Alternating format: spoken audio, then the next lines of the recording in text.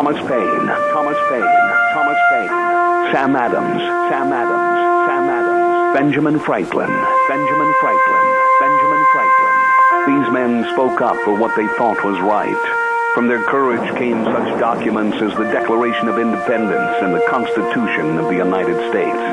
From their willingness to speak what was sometimes unpopular but right, we enjoy such liberties as freedom of speech, the right to keep and bear arms, and freedom of religion. There are those who still wish to oppress our freedoms, and there are still patriots willing to stand up and defend life, liberty, and the pursuit of happiness. Men like Zeb Bell, who honor our founding fathers and what they stood for. It's now time for Zeb at the Ranch, speaking up and defending your freedoms. Brought to you by Magic Valley Les Schwab Tire Centers and all of the other great advertisers on the program. And now, Zeb Bell. I stayed awake last night for a long time pondering these two questions, and I want you to listen closely. You probably have the answer. If a deaf child signs swear words, does his mother wash his hands with soap?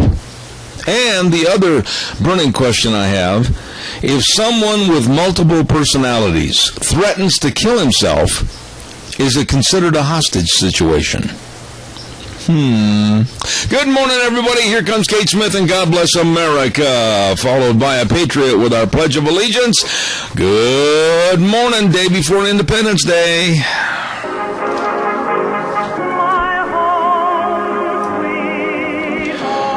Oh, thank you.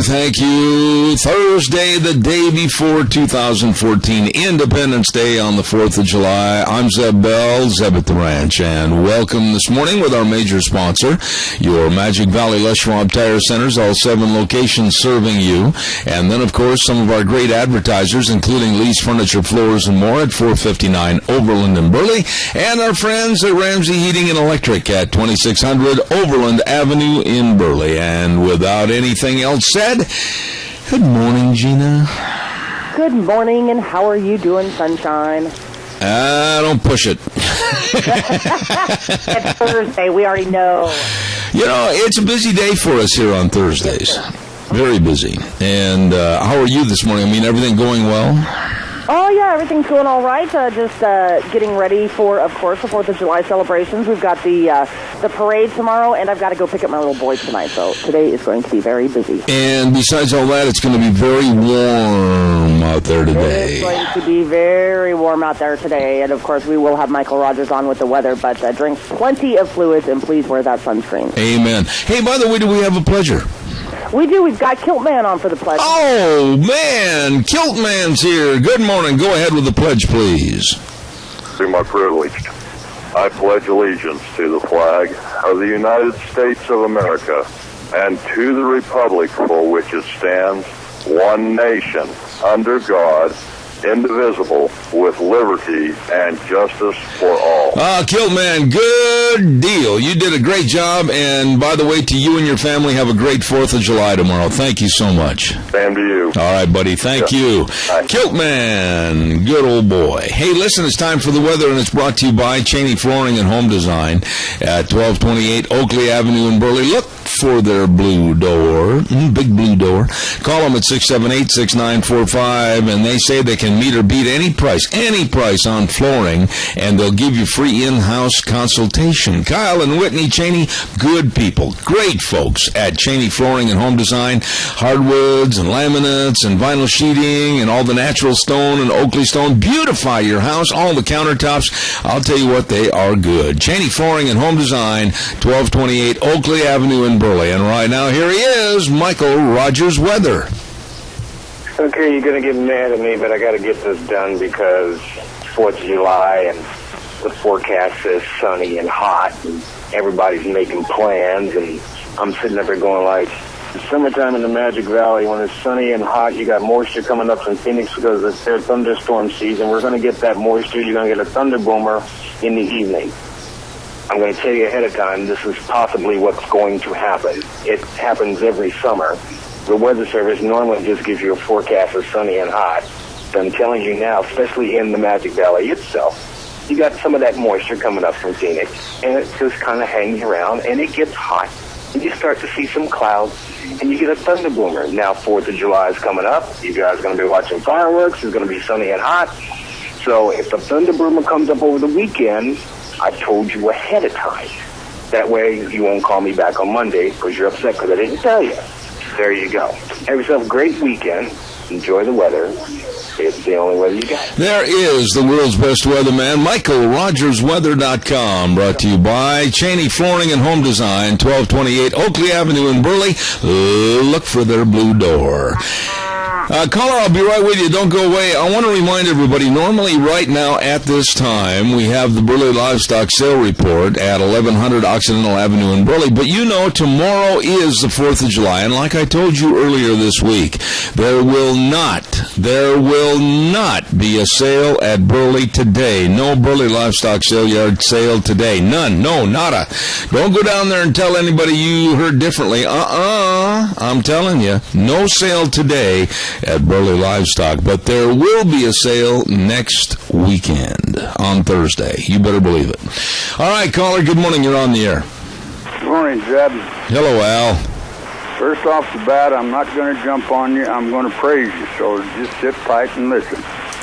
On your last newsletter, when you sent out, you wrote a piece there that I thought was very touching, and I commend you for the way you wrote it. You sit there and you said that you complain and you moan about your injuries and all that, and then you thought about the veterans that have nothing at all. That touched me very good, Zeb, and I want to appreciate and thank you for it. Oh, you're very welcome, and it's the truth. I think that sometimes when we look at ourselves and our situations, we get to feeling down in the dumps, and then all of a sudden we look at and really look at someone else, be it a veteran or be it someone that's gone through a devastating injury or something else, and then we ought to just look skyward and say, thank God for what I have, not for what I want, but what I have. And Al, you're a dear friend, and that means a lot. Thank you. Have a happy 4th of July, and thanks again. Oh, you're very welcome. Thank you. By the way, that brings up an opportunity, and I appreciate Al saying that. Anybody and everybody that wants to get my blog every week, it's Cow Pies and Coffee Cups. Go to zebbell.com, and there's a place to follow along and click on, and we will start sending it to you, okay? zebbell.com, and my weekly blog, Cow Pies and Coffee Cups. So be sure and get a hold of that. I think right now, all things considered, with our distribution of Cow Pies and Coffee Cups here and then also from other states that are putting it out, we're like over 25,000 people in round figures that are getting it on a weekly basis, so we're very happy about that. Ramsey Heating and Electric at 2600 Overland Avenue in Burley, 678-0459. Now, you heard the weather forecast, and they're calling for warm. No, I'm not going to say warm. I'm going to say hot. That's what's going to be, hot temperatures. And if your air conditioner is not working properly, maybe you ought to change the filter. Something simple like a filter. Stop into Ramsey Heating and Electric. Get the filters you need for your air conditioner. Get all your electrical needs right there at Ramsey Heating and Electric, 2600 Overland Avenue in Burley, where they provide warm winters and cool summers. You stop in and see them today. Really, really good folks. Oh, and by the way, we're going to have our tip of the coffee cup in just a moment. Stand by. The red, white, and blue sale continues today over at Valley White Home and Ranch. Yes, it does. And they've got so many great buys. If you're going to have a barbecue, they've got Kingsford Original Barbecue briquettes, and they are just $9.99 a bag. And they've got Rubbermaid water coolers, 5-gallon style, just $27.99. Holy cow, they got all kinds of great things like a Coleman 100-quart cooler for just $79.99, regularly $99.99. You're going to save $20. They've got everything over there at Valley White Home and Ranch, 910 South Oneida in Rupert. You stop in, all your needs for the 4th of July, your fishing licenses, fishing gear, everything at Valley White Home and Ranch, 910 South Oneida in Rupert. Really good folks. Calls are welcome, 436-2244, 1-866-927-4587. I'm going to ask you this question this morning, and I'd like you to participate in this. Are we building up to a new revolution in America. Now, some people automatically are going to just cringe when I say that. Are we building up to a new revolution in America? Are we the people ready to say and act with a renewed vigor to defend our Constitution and our freedoms? Well, honestly, I think we need to. I think a lot of people are fed up with the lies and more lies and everything that's being force-fed to us, we the people. And I think that most politicians are in the position of leadership for themselves and not there to serve us. I'm going to be very blunt about it. I think we need a rebellion of sorts to get Washington, D.C.'s attention that we are in control, not them.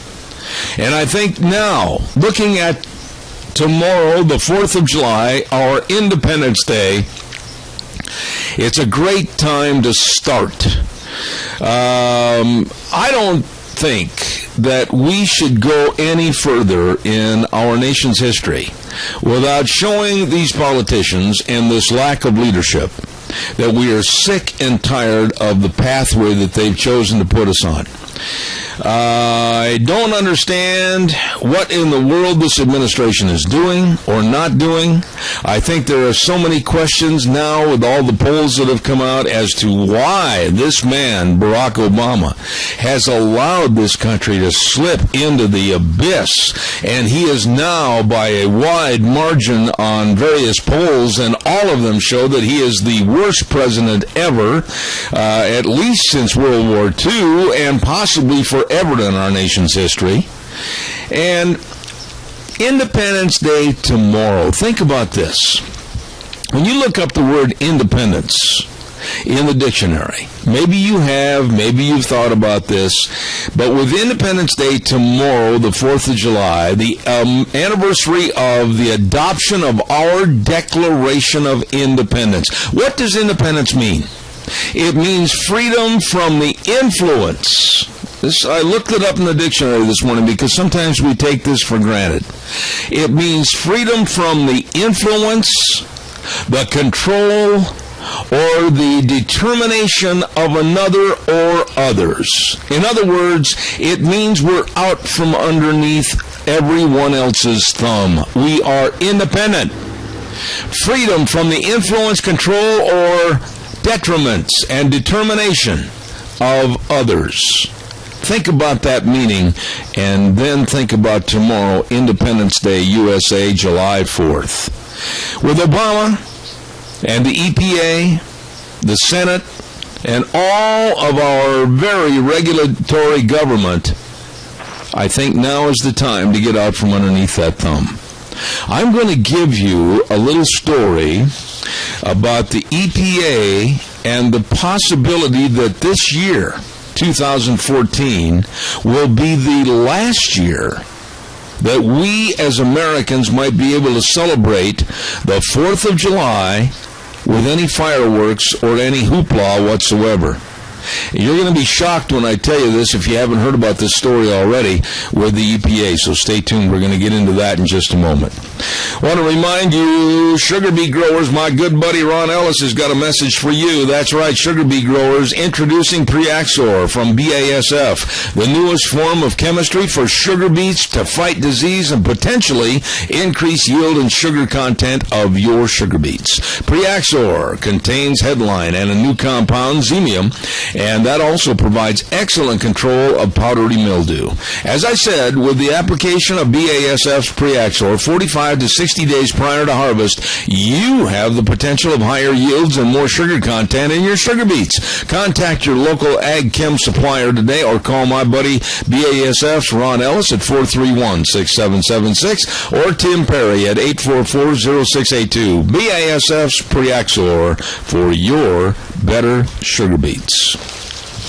Also, I want to remind you about Rupert's 4th of July celebration. Oh, my goodness. And they have had people coming out of the woodwork over there. I talked to POWMIA cook, Chef Boyardee extraordinaire, George Mass, and he said it's been an awful lot of fun over there. You better not miss a minute of it.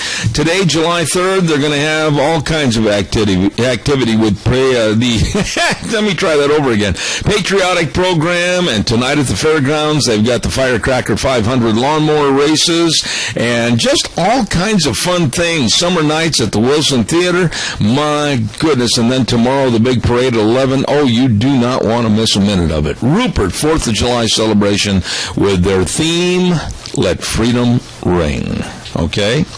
Calls are welcome, 436-2244, 1-866-927-4587. Give me a call. We would love to hear from you. So give us a jingle right now, please. The EPA, the Environmental Protection Agency, is trying to expand its authority under the Clean Water Act. Now, the GOP has been warning many of us that the EPA's proposal to expand the definition of waters of the United States could allow the EPA to regulate bodies of water on private property and also possibly shut down fireworks displays across the United States.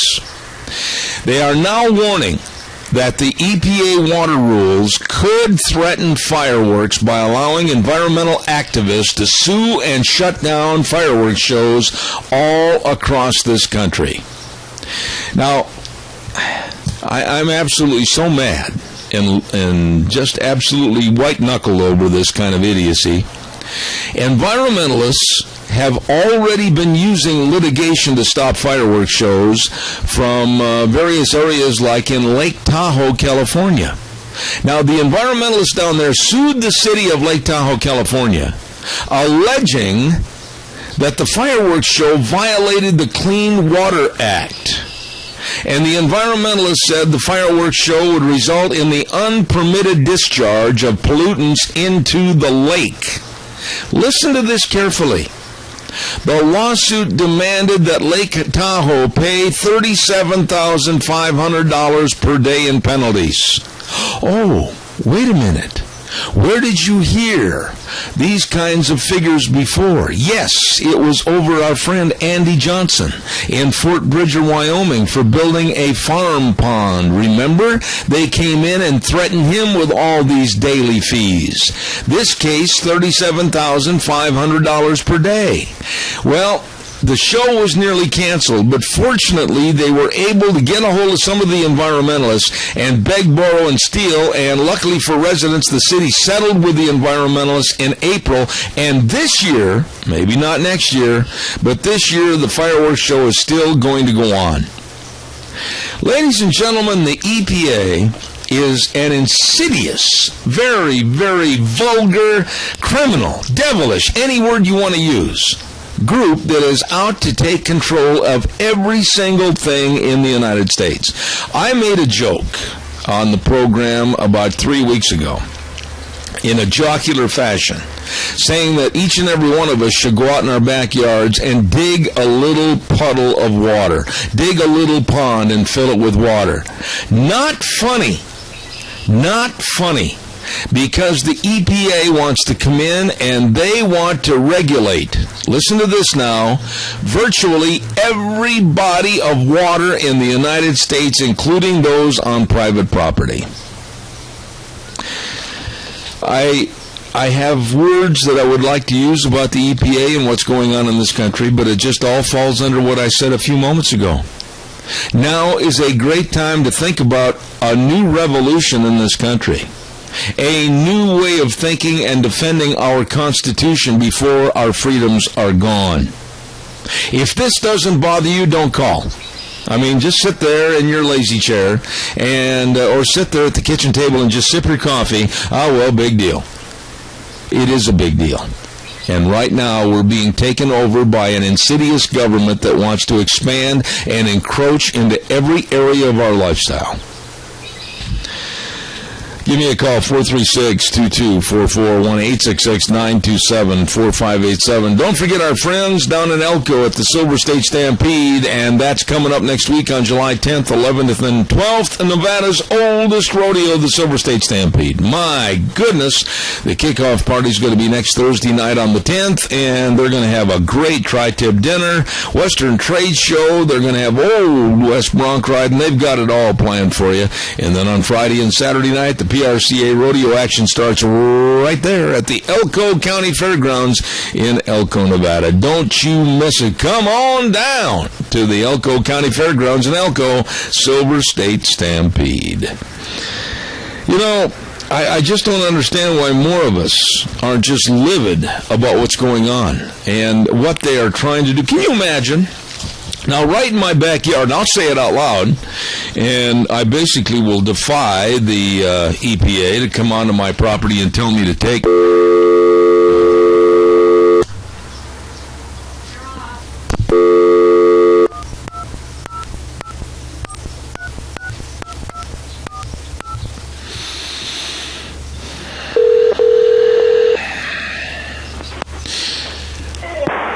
And you are back on. Yes, I am, and I'd like to give a great big shout-out to the worst long-distance carrier phone company in the world. Thank you very much for cutting me off again. For you. Pardon me? Chris, you've got a phone call. All right, I'm going to take that call in just a moment. I don't care who it is, whether it's a local caller company that connects to a long distance or whatever. Absolutely pitiful what I'm getting for business. We'll take that call. Good morning, you're on the air. Talk to me, caller, please. Gina, there's nobody referring on... That's you. Let's go, let's go. We've got Jerry Voss on. Come on, Jerry, hurry. Okay, this is EPA is nothing more than a horrible, terrible, cancerous tumor on our landscape of the United States of America and the world as a whole. It does no good. It just destroys. Well, I realize that, but what are we going to do about it, Jerry? What are you going to do about it? All we can do is complain about it and keep after them. Well, and that's exactly... Try and fight it. I agree with you. That's exactly what we will and are doing, and I just want to bring this to your attention.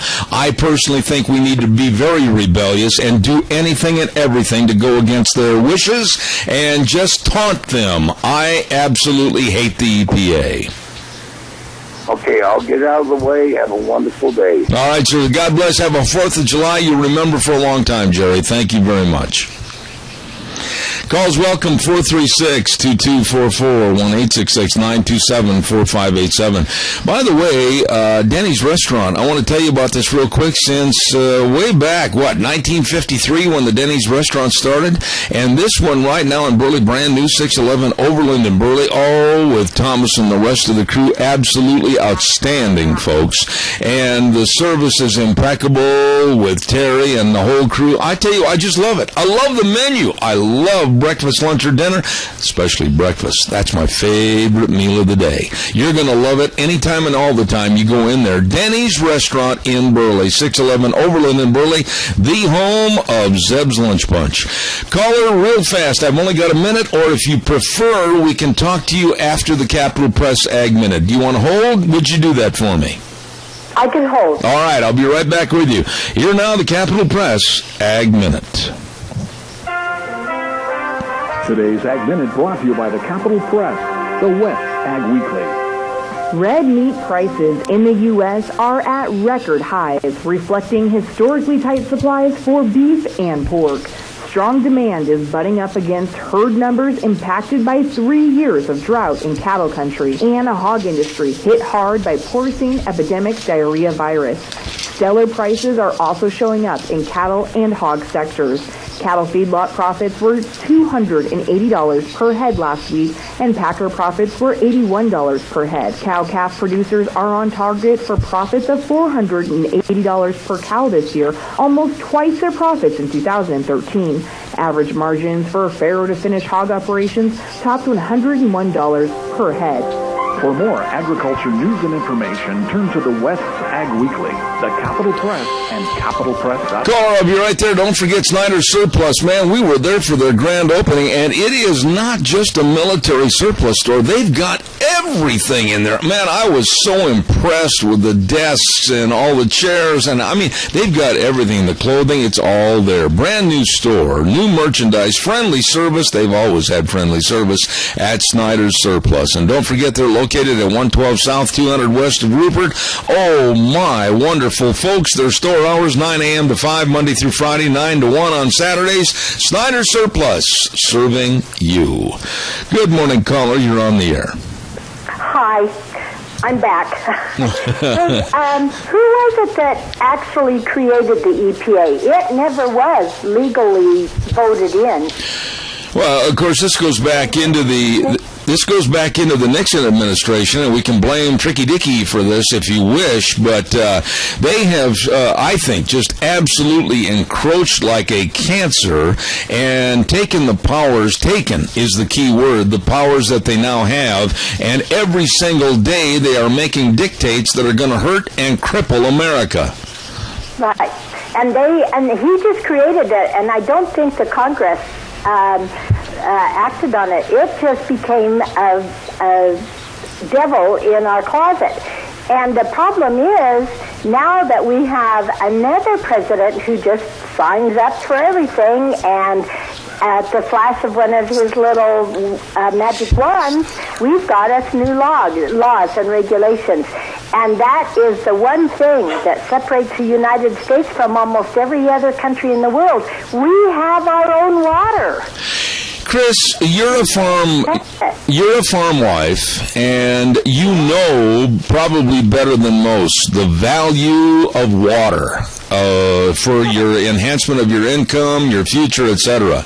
And when you hear about federal agents with the EPA being able to regulate water on private property, doesn't that send a chill right up your back? Well, it does, and it should even the people in town, because everybody, there is not one of us can survive without water, and the one way they can hold us hostage is by holding our water. Oh, absolutely. And this is what really makes me mad. You know, to make a threat or to make an innuendo that through environmentalism, they, the EPA, are going to come out and possibly curtail our freedoms and curtail our right to celebrate Independence Day with a fireworks display, saying that, oh, some of the foreign matter from the fireworks might get into a lake, they might get into a canal, they might get into whatever. I think right now more than ever, Chris, we need to rebel, and I use that word, rebel and revolt against any administration that will promote a basically illegal organization like the EPA to regulate us and basically stand tall and shoot fireworks off right in their face. Well, and I read an article, and it might have been in one of our farm magazines, that as we speak, the EPA is checking out all of our mountains, our hills, our reservoirs, every little thing that they can put their claws on to keep it out of the hands of the people.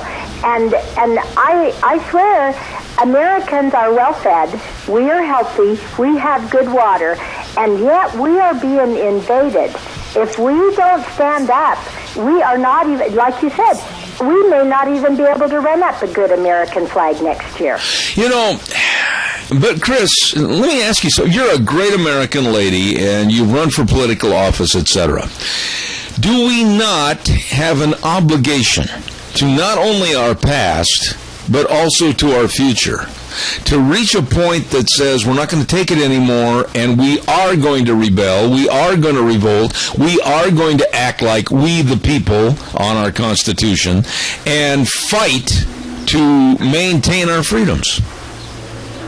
Yes, we really do have an obligation to do that. But we are being invaded right now. How are we going to protect ourselves against the invasion and stand up and find a true American out there that's not on the public dole?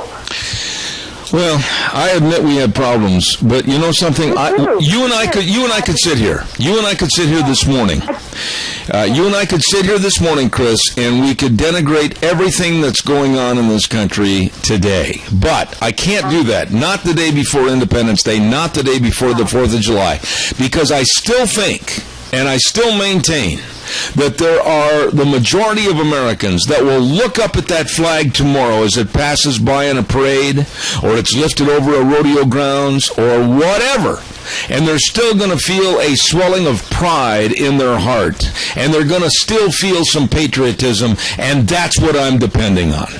Well, I am so glad that Rupert still carries on their marvelous, wonderful 4th of July festivities, because they make me so proud, and everything they do over there is so patriotic. And that's a little advertisement for them, too. All right. Enjoy the 4th of July in Rupert, Idaho, because they know how to do it. All right, Chris, always good to hear from you, and to you and your family, a very, very great, fun, festive-filled 4th of July. Thank you. Thank you. Bye. You know, folks, we all ought to be concerned about this. Little by little, they take away. It's like pouring out a bowl of cereal on top of a table, okay? Holy cow, look at that big pile of Cheerios. And then all of a sudden, every day, you keep taking away more of those Cheerios. Oh, well, there's still plenty left. And then you take away some more Cheerios. Oh, well, the pile's getting smaller. Well, then pretty soon you take away, and then all of a sudden you're down to maybe just a handful of Cheerios. And then all of a sudden, government comes in and just sweeps the table clean. Those Cheerios represent our freedoms. Those Cheerios represent all of us. And now we're controlled by Big Brother government. That's not what America was intended for. I just shudder to think that maybe this year will be the last year that we care enough about this country to fight back and spit in the eye of government and tell them enough is enough. Some will be offended by that statement, but that's what we've got to do. Caller, I'll be right there, I promise. Stand by. Don't forget our friends at Berry Equipment and Rental. Oh, Eli sent us a bunch of information. He said, yep, we've got all the Coyote tractors. You better believe it. We've got Coyote tractors starting at just $15,250. We've got the power lease on the new Bobcat skid steers for $450 a month. Can't beat that price. And they've got the big Doosan loaders available for a lease of just $2,200 per month. Get that job done. Buying or leasing, they've got everything you need at Berry Equipment and Rental on Addison Avenue West in Twin Falls, 2331 South Lincoln in Jerome, and 159 West Highway 30 in Burley with Nick and the crew. You get in today to Berry Equipment and Rental. Caller, good morning. You're on the air. Yes, Zeb, have you had the privilege to watch Lone Survivor? No, I have not. Well, if you get a chance and you get some spare time, rent it and watch it. I watched it last night, and I'm telling you, it is a powerful movie. And after I watched this movie, and I watched these committed men, these soldiers, who are willing to do anything they are told to do. They follow their orders. And I think of a commander-in-chief who is such a fraud. And he releases 5 of the most terrible terrorists on earth, and for a traitor. And I said to myself, this is such a travesty of justice. I was fuming mad as I watched these men give their lives. And you've got to watch the show, and I'm not going to say any more about that. It is unbelievably powerful. And I just said, there's no way this commander-in-chief has the right to tell these soldiers, these men, what to do in any way, shape, or form. And it was I just couldn't believe how mad I was, but also inspired by this movie. Randy, I don't know why more people, and I mean this, I don't care if they're 18, I don't care if they're 88, aren't up in arms and looking around their own environment as to what is being regulated, what is being told to them that they can't do, what is being taken away from them as freedoms, what is being dictated to them as far as you will pay this, there will be no argument, you will do it, etc. Why can't people see the forest because one tree standing in the way is beyond me? We've got some problems, and they've got to be directed, and they've got to be taken care of. When the EPA has this kind of power, to where they might come into Rupert next year and say you can't have a fireworks display. They might go in anywhere and say you can't have any more fireworks displays because we, the Environmental Protection Agency, along with the environmentalists in this country, deem you not valid. You can't have this. You know, when are we going to say is enough enough? Tell me, when is enough enough? Well, I don't know. You see, routinely I'm calling back to Washington, D.C. and talking to whatever senator that it applies to or congressman. And I say to myself, I don't know. You know, there's so many good people that are out here working hard and raising their families and keeping their businesses afloat, but they are not necessarily interested in politics, and you can't blame them because it's such a distasteful, nasty thing. But you see, if we don't do something, it's going to come crashing through our door one way or the other. And it's like the EPA saying you cannot kill the soil, or you cannot have any wetlands, or if it's dry, it's a ditch. I'm telling you, these people they've got to be harnessed somehow. I just absolutely, I'll read this statement that came to me from some of the senators back in Washington that are fighting this, namely David Vitter of Louisiana and John Barrasso of Wyoming, and this sentence kind of sums it up. The Obama administration continues to sidestep scientific integrity in order to fast-track an abusive regulatory agenda. Doesn't that sum it up, Randy? He's so, I'm telling you, the arrogance and the hypocrisy is so unbelievable, and then the fact that people defend this fraud, I'm telling you, Zeb, the words I want to say, you would ban me for the radio for the rest of the life. I think the best words are the words unsaid, because the intonation is there that you dislike him as much as I disrespect him. Thank you, Randy. I appreciate it, and I hope your family has a great 4th of July. Have a good Fourth. Thank you. Yes, sir. Thank you very much. Calls welcome, 436-2244, 1-866-927-4587. Caller, I'll be right there. Don't forget, Mad River Laser, they've moved. They're at 502 East Street, right on the square, next door to the Youth Ranch in Rupert. Oh, my, they're having their grand opening this week, and they are such nice people. Nicole and the rest of the crew there to serve you T-shirts and anything you need, they've got it. You stop in and check it out. They can make anything, all your banners for parades. They can do the aprons, the T-shirts, the caps. Mad River Laser, absolutely, I'm impressed. The best. 502 East Street in Rupert. You stop in and see them today. Also, Magic Valley Carpet at 613 D Street in Rupert. Wonderful, wonderful people. Family owned and operated since 2005, serving you carpet, hardwood, vinyls, laminates, and by the way, they got the most professional installation with over 35 years of experience in all floor coverings. Magic Valley Carpet in Rupert, serving you. Caller, good morning. You're on the air. Yes, good morning, Zeb. I've been down that road of calling Washington, D.C., and it's a waste of phone calls. Most of these politicians are interested in getting reelected, and they would do anything to get reelected. Well, there's no question about that. There's no question about what you said. It's frustrating when you get form letters instead of personal calls and responses back on the initial problem.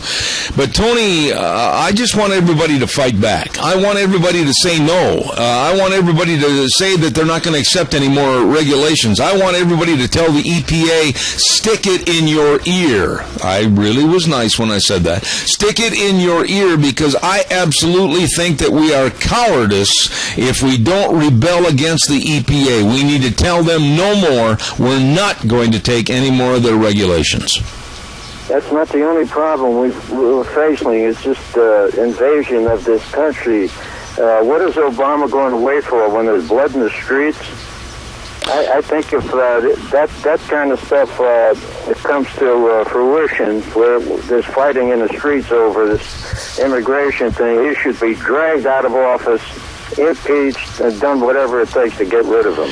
You're not going to get an argument from me. I think that what I've found out and talked to some various people down in the Southwest regarding this border infiltration, and basically it's just they're taking over. They're taking over these cities and towns, and these people that live there, the residents, are just absolutely suffering, and they don't know where they're going to buy their groceries, how they're going to make a living, how they're going to take care of their families. This is a mess, and Obama does absolutely like he's done for the last 6 years. Nothing.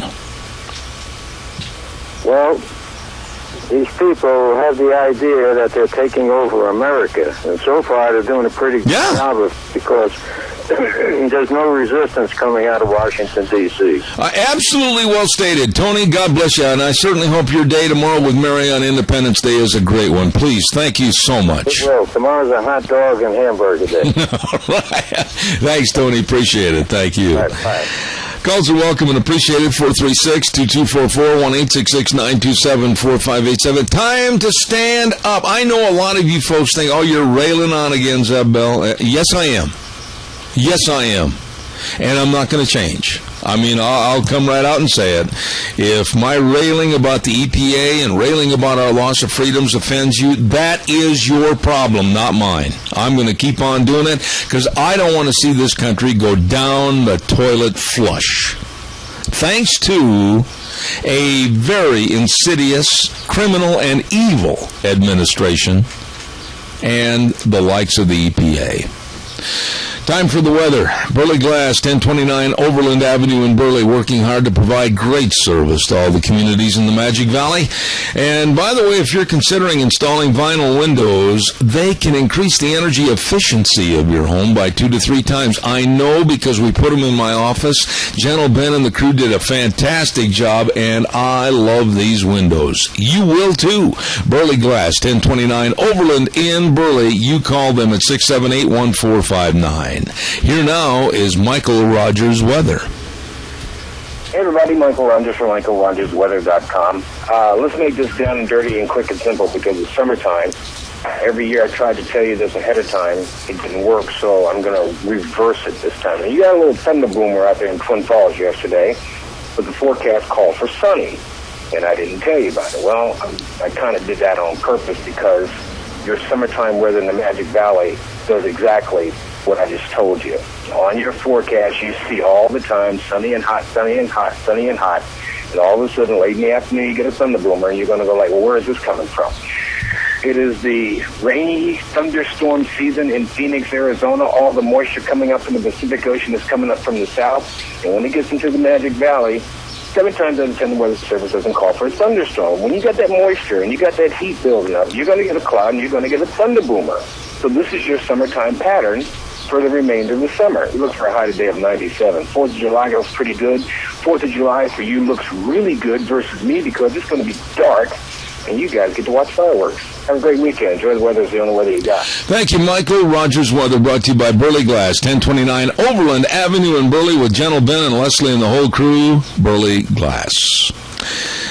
Gina, I am getting old and I can't recall prior to the weather if I heard the moo of the cow. Refresh my memory, dear. No, you did not do the moo of the cow. Well, see, I know you say that mockingly, like, well, you old geezer, if you'd pay attention. Sometimes I wonder really how much you can actually hear. Not well, and I'm not going to make any bones about it. If I ask for more volume, it's because I do have a bad eardrum on my right side due to an accident that I had years ago, and I don't make any bones about it. If I can't hear, I can't hear. I can't help it. Pardon me? I said this is true. Yeah. Hey, Oakley Pioneer Days. They are going to have a great big festivity this next week, July 15, 16, 17, 18, and 19, with the theme of Flood of Blessings. And they're going to start things off next Tuesday and Wednesday with the 4-cylinder car race on 2 nights, not 1, but 2 big nights of racing action. They get a little Western up there. If you think NASCAR's rough, you better get up and watch this one. And then, of course, gymkhanas and rodeos on Friday and Saturday next week, dancing dancing, and they're going to have barbecues and great parades. Oh, goodness, they always have a great big plethora of activity. There you go, a flood of blessings at Oakley Pioneer Days next week, July 15th through the 19th. Don't you miss it. All right, calls are welcome and appreciated. 436-2244, 1-866-927-4587. I have a question that I just want a simple answer to. Somebody out there in Radio Land, please give this to me. Why hasn't there been any interrogation by the United States Army or our military in general of Bo Bergdahl? Why hasn't there been any interrogation? Why aren't they organizing interrogations right now while most of the material in that man's head is still fresh? Why? Have they been interrogating him when he's been down in Texas? No. You sure? I'm positive, or I wouldn't have brought it up. There has been no interrogations whatsoever. None. Let me look that up. You don't have to look it up, Gina. I don't put anything on the air that isn't verified. There has been no organized interrogations of Bo Bergdahl, and there has been no investigation. They are, what they say, trying to recruit him back into society and make him comfortable. He is now allowed to go with people outside of his containment area and go shopping, buy an ice cream cone, etc. I do not put anything on the air that I haven't verified. First, there is no formal at all investigation going on into Bo Bergdahl, and I want to know the answers why, because people suffered on account of this, and I want the answers. Well, I'm sitting here reading a story from Fox News saying that they have been investigating. No, who has? There has been no interrogation of Bo Bergdahl. None. And this whole thing has been absolutely part of a reintegration program into society. They have not interrogated him. They have not sat down and got any answers from him. And they said this process about getting Bergdahl comfortable with being out in public and interacting with large groups of people is very, very important. And they said investigators will not interview him until those helping him recover say it's all right to do so. That is from the Associated Press as of this morning. Okay, I'm going to do some investigation on this. Well, that's fine. I don't care if you investigate until you play Sherlock Holmes. That's the way it is. I know that he has not been investigated, has not been interrogated, and I want to know the answers as to why. Magic Valley Les Schwab Tire Centers with the best tire value in the industry, the best brake value in the industry, the best front end alignments, the best shocks and struts, the best batteries, the best everything right there for you at all 7 locations. All you have to do is just stop in and see them today, and you will find out that that is absolutely the best of service to you. Please stop in and see Lane and Rupert, Dave on Blue Lakes and Twin, Mike and Buell, Mike and Jerome, the Twist family in Paul, John on Poline in Twin Falls, and Randy on Overland and Burley. All of those locations serving you with the best, including all the tires, naturally, that you need for safe driving. Check out the Wildcat AT2 all-season traction tires, smooth ride, on sale right now for you at your Magic Valley Les Schwab Tire Centers. Calls are welcome and appreciated. 436-2244, 1-866-927-4587. Give me a call. Love to hear from you. No, there is absolutely no reason in the world why, as fresh as this story is, as fresh as the information is needed to be to discern what happened and what didn't happen, whether Bergdahl is a deserter or not, there should be interrogations. Got cut off again.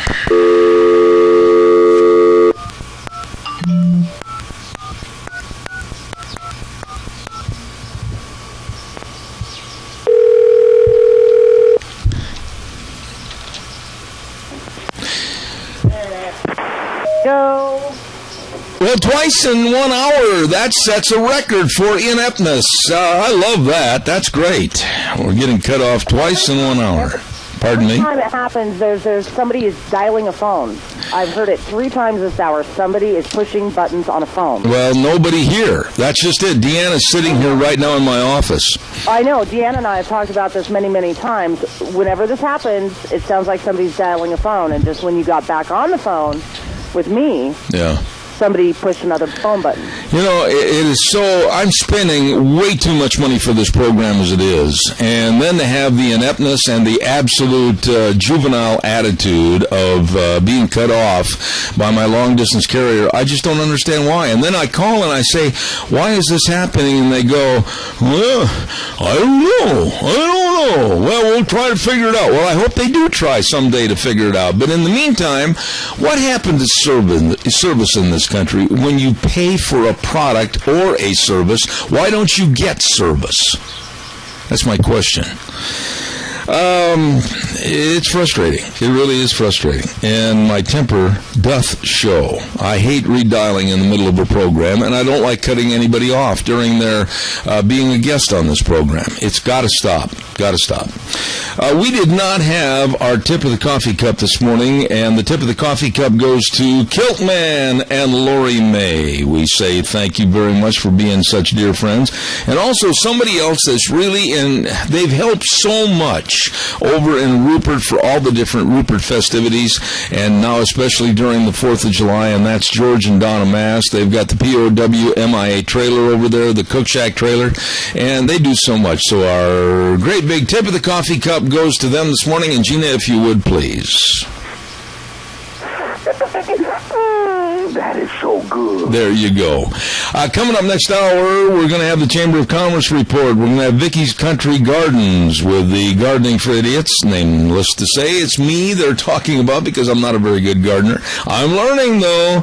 And then Dog Nation with Ken Mort, Rita Ramsey, all kinds of goodies coming up this next hour right here on Zeb at the Ranch. Thank you for your phone calls, and I do want to reiterate, we've got a lot to be thankful for, and I want to extend one prayer this morning for our country, and it goes simply like this. Dear Lord, this great nation, the United States of America, needs to get back to the value system and morals we used to hold dear.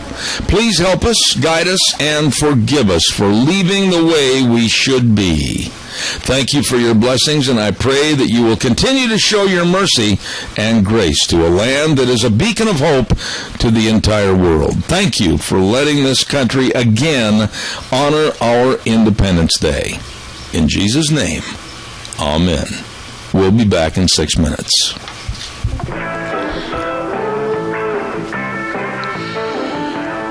Welcome back, hour number 2, Zeb at the Ranch on the day before Independence Day 2014, and good morning to you and your family. Welcome back, Zeb at the Ranch, brought to you by our major sponsor, your Magic Valley Les Schwab Tire Centers, all 7 locations serving you, and also some of our great advertisers, Lee's Furniture, Floors, and More at 459 Overland in Burley. We'll hear from them a little bit later on this morning, and our friends at Ramsey Heating and Electric at 2600 Overland Avenue in Burley.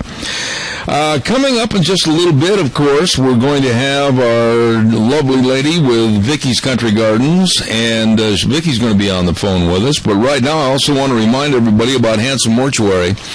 Wonderful folks taking care of you and your family. Joel Heward, owner-manager of Handsome Mortuary at 710 6th Street in Rupert. And, of course, they believe, and they always have held this, that they have the highest ethical standards with unquestioned integrity of serving you and your family.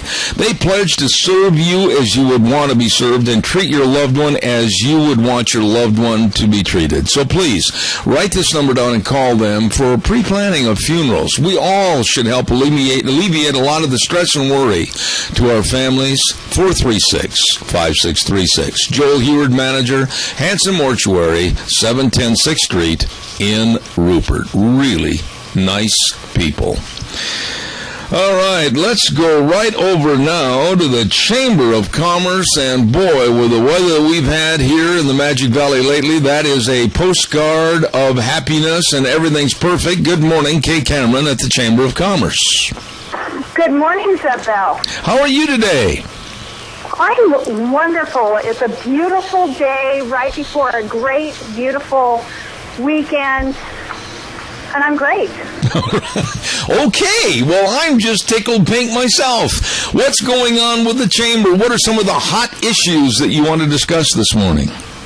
Well, I just want to wish everybody a happy 4th of July. I hope everybody enjoys the holiday. I hope everybody is safe. I hope you get to spend time with your family and friends and doing things that you enjoy.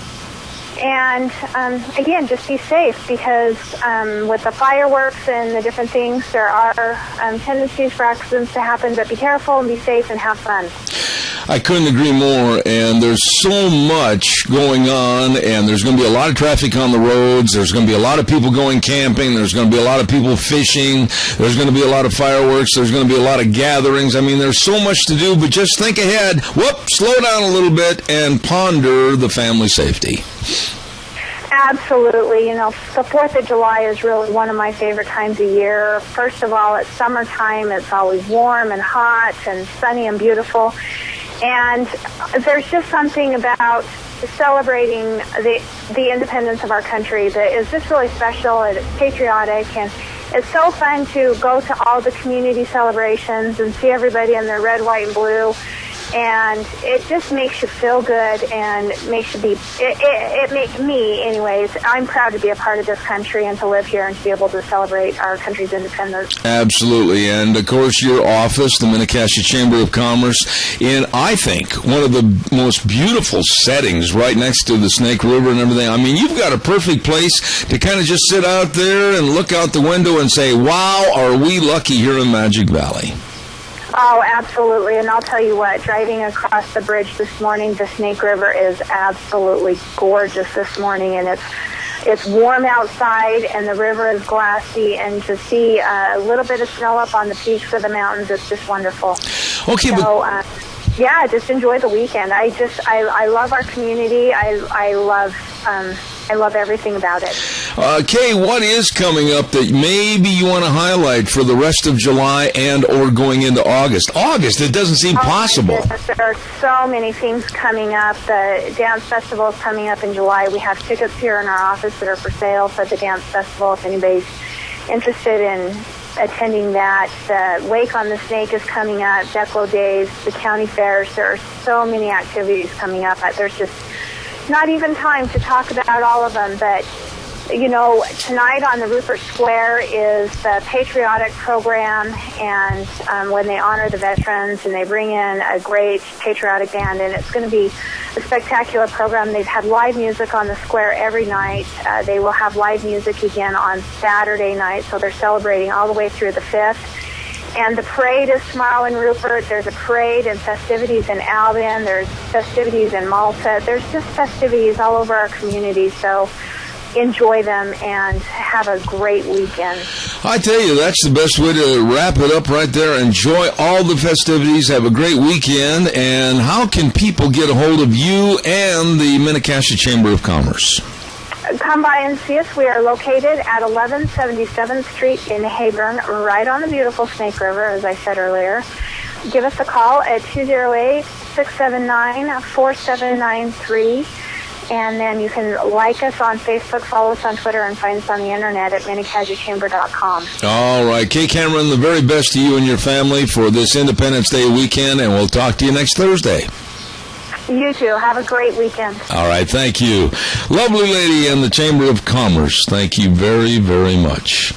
Before we go to Miss Vicki, we want to remind everybody, too, about our friends at Cameron and Siemens Insurance. Hello, Dean. Hello, Todd. They're busy over there right now this morning. The professionals in life insurance, health insurance, retirement planning, employee benefits, they can help you, and they will.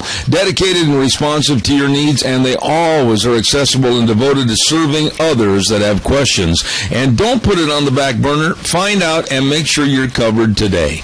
Dean, Cameron, Todd Siemens. Cameron Siemens Insurance, and they're located at Highway 24 in Rupert, 436-4424. Oh, the dog's barking. Everything's getting wild and woolly here this morning is right now. Ladies and gentlemen, we want to go to the phone lines, and I believe it's time for the lovely Miss Vicky at Vicky's Country Garden at 185 South, 600 West DePaul. Good morning, Miss Vicky, for Gardening for Idiots, named after me.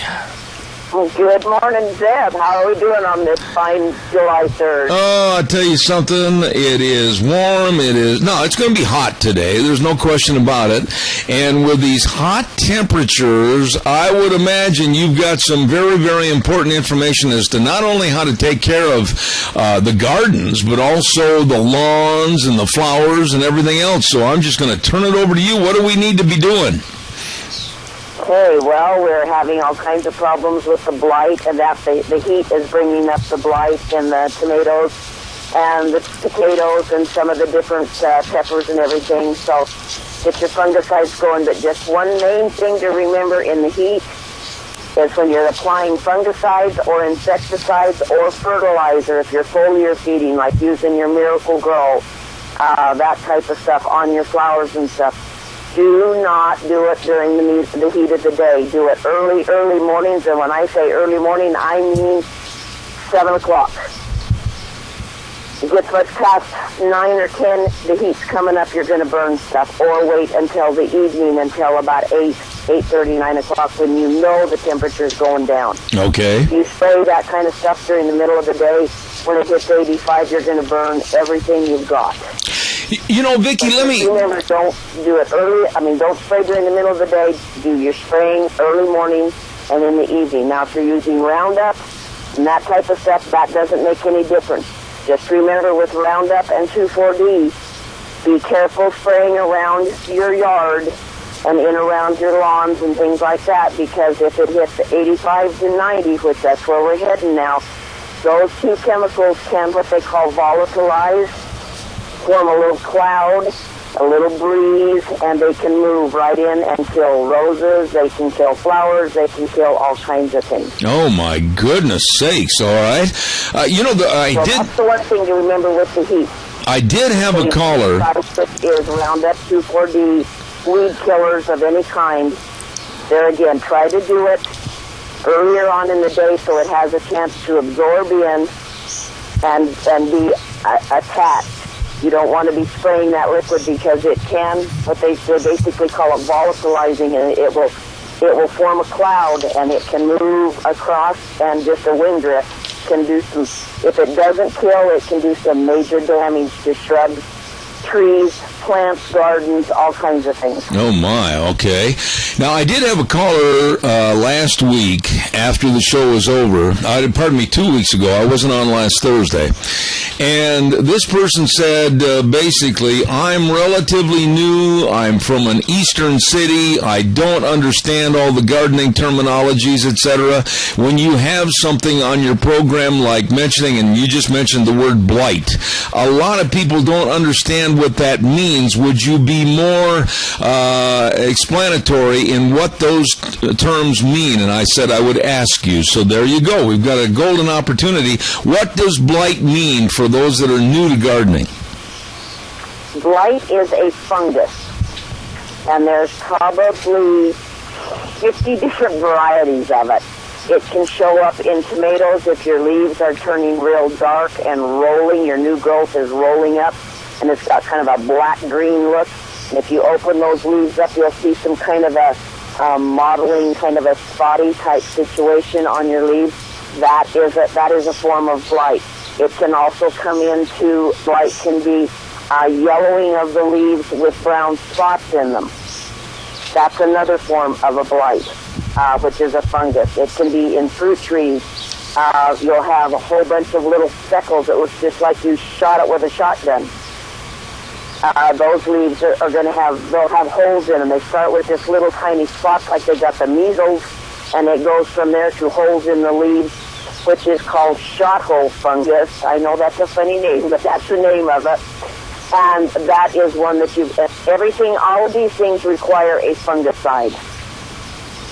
It's pretty easy to take care of, but the trick is getting on it early.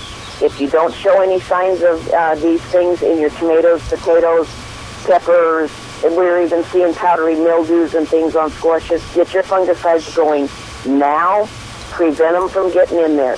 If you're showing any sign of it, get on it right away, because the blights can kill within 3 to 5 days. Oh, my. So really, after all the work and effort that you've provided for your spring garden, getting everything planted, everything all set to go, the pre-watering and everything, right now in these hot summer temperatures, it's very, very dangerous so that all the fruits of your labor don't go down the tube, right? Exactly. And blight is one that is a very quick, I mean, it comes in on things, and people don't realize it a lot of times until it's already there. And once it's in the system of the plant, there's a late blight that's a very quick killer, and it'll just take tomatoes down in like 3 to 4 days. And that's why I say, if you haven't got any going right now, or you think you're all right on it, don't wait. Start with your fungicides now. Go about twice a month if you think you're still, if everything's looking good. If you're showing some signs of blight, go every 7 days for about 3 weeks, then drop back to about twice a month. Your new growth should start to show better. Old growth is not going to clear up and change. It's not, I mean, the leaves will unroll, but if you've got damage, you've got holes and stuff, those leaves are going to be damaged. But your new growth is what you're really wanting. Okay. Now, Vicki, also, this weekend is a big weekend for families to get together naturally for the celebration of Independence Day, the 4th of July, and sit around and have ice cream and set off fireworks or whatever. But also, there's a lot of people that look forward to Independence Day, especially how it falls this year on a weekend, to do a lot of landscaping and fix them up stuff. And you've got everything over there at Vicki's Country Garden for their landscaping, don't you? Yeah, we do, Zeb. We've got everything here to do the landscaping and stuff like that with. We've got rock in, we've got fresh bark, we've got everything. And also, you can provide little tidbits as to what might or might not look the best on their property, correct? Yes, Yeah, we've got, I mean, anything that they're needing in any kind of landscaping supplies, any kind of chemicals for their gardens, anything, we have all of that going right now. All right. Well, I just want to say thanks to you for being on the program. Thanks for the warning about what to do, what not to do. Thanks for everything about our gardens, our landscaping, and Vicki's Country Garden at 185 South, 600 West of Paul. They've got everything you need to grow a safe, sane, and fun garden. Vicki, thank you, and have a great 4th of July tomorrow. You guys have a good 4th, too. I hope everybody has a fun, safe time. All right. Thank you much. Vicki's Country Garden, 185 South, 600 West of Paul. Number to call, 438-5663. Oh, my. Hey, you know somebody that has told you for a long time on this program that when the holidays come up, you need to get out of Dodge City and get up in the hills and have some fun? Let's ride. That's right. Let's ride. You better believe it, where the fun is sold. They're open Mondays through Saturdays, 9 to 6, and they're saying, yep, tomorrow, going to head for the hills? Well, you better get in today. They've got all the ATVs. Just open that showroom door and step inside and go, holy cow, how did they get all this in here? They've got everything over at Let's Ride. Nick and the rest of the crew there to serve you. They've got the Can-Am side-by-sides, really great deals on the Can-Am side-by-sides, all your ATVs, street bikes, dirt bikes. They've got them all. You better believe it. And the accessories to boot. You better believe it. Let's Ride. Oh, and by the way, with the best service department you'll ever find anywhere. So be sure and give them a call. Stop in, 436-4771. Let's Ride, Highway 24 between Rupert and Burley. Absolutely where the fun is sold. Those are good folks over. Oh, and two, I want to remind everybody that next week, the Silver State Stampede down in Elko, Nevada. Now, it's going to be July 10th, 11th, and 12th. That is Thursday night with the kickoff party and the great big tri-tip dinner. And, of course, they're going to have the Old West Bronc riding, and they're just going to have all kinds of great fun and festivity with a huge Western trade show. And then the PRCA rodeo starts on Friday night and Saturday night. Oh, the nation's best cow Cowboys coming in there to the oldest rodeo in Nevada, the Silver State Stampede at the Elko County Fairgrounds. Don't you miss it. Next week on July 10th, 11th, and 12th. Let's check over and see now. Where in the world? We got dogs running out of our ears. Where'd all these dogs come from this morning? Holy cow.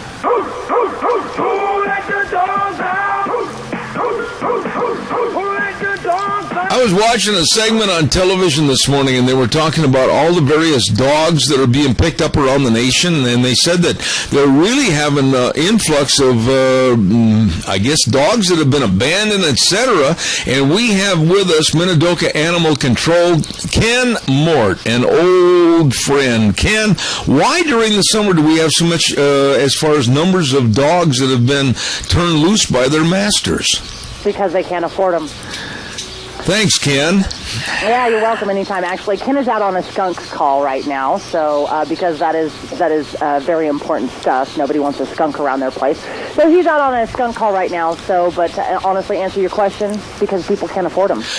I don't know if I buy into that in its entirety as to why there's more during the summer than there would be in the fall or winter, but I do know this morning that they were talking about the influx of numbers, especially back in the cities. I know New York City had a story this morning about the dogs that basically they're just running in rampant packs all over the area, and they're trying to get everything caught up, and they're beautiful dogs. They showed some that were the Alaskan Malamutes and some that were, your beagles and your chihuahuas and all that, but it's a shame that people just think that they can turn them loose and basically somebody else is going to foot the bill.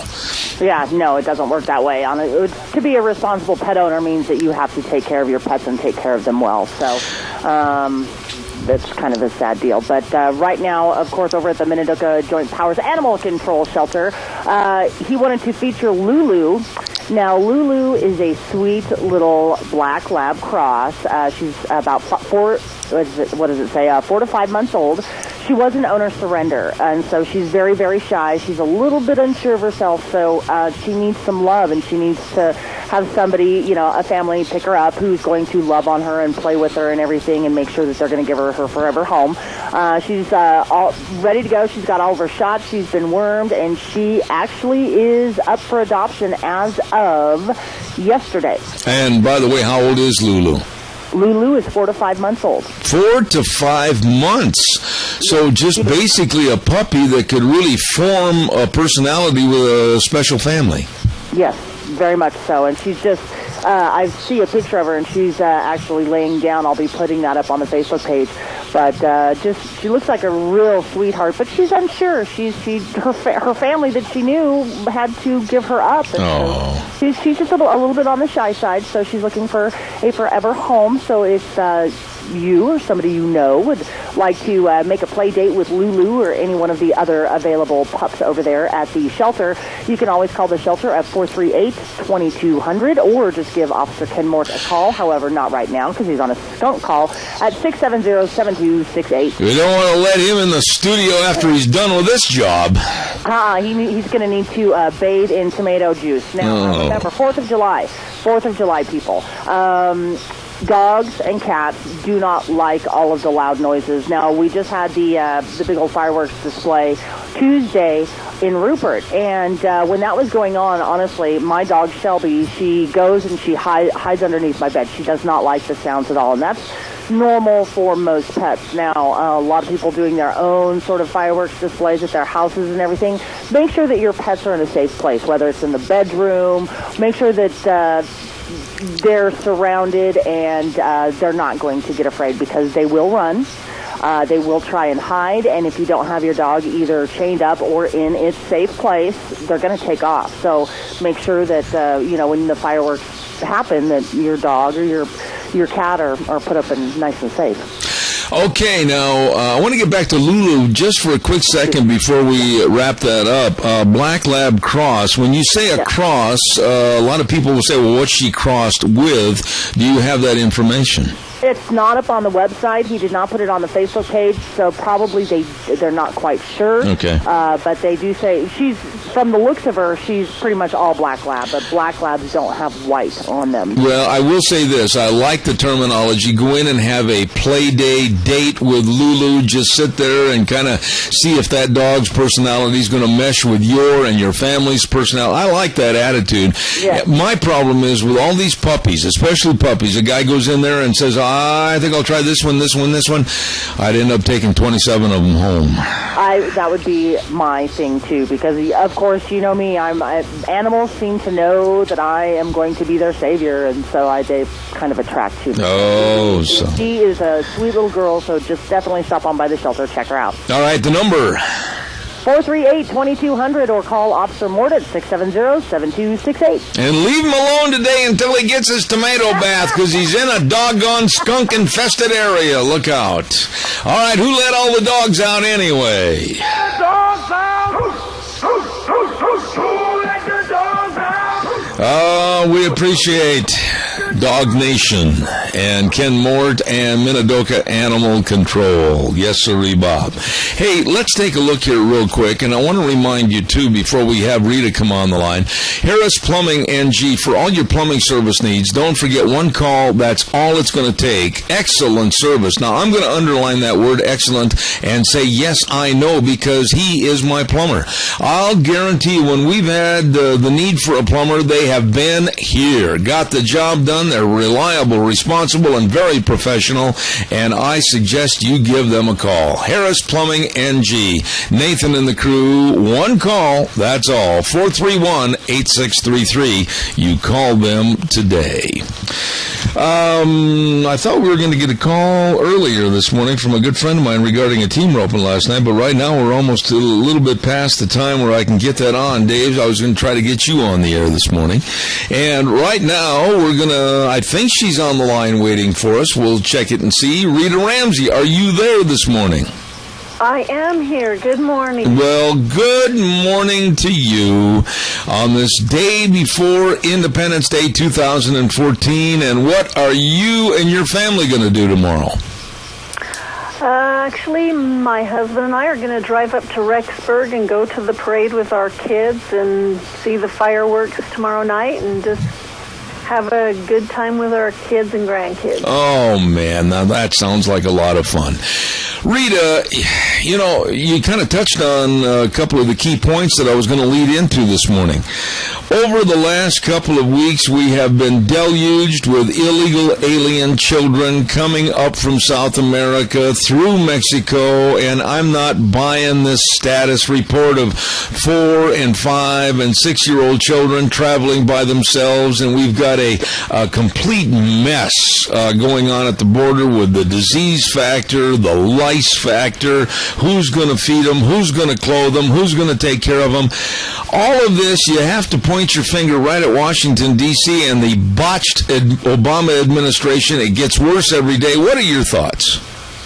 Well, I really think that the Obama administration invited all those to come up here by whether it was just by not making a law or saying, well, anybody who is under a certain age, and, you know, he started talking in generalities instead of saying, okay, if you were here before 2007 and you fit in this particular thing, come and talk to us and we're going to see what we can do to get you a pathway to citizenship.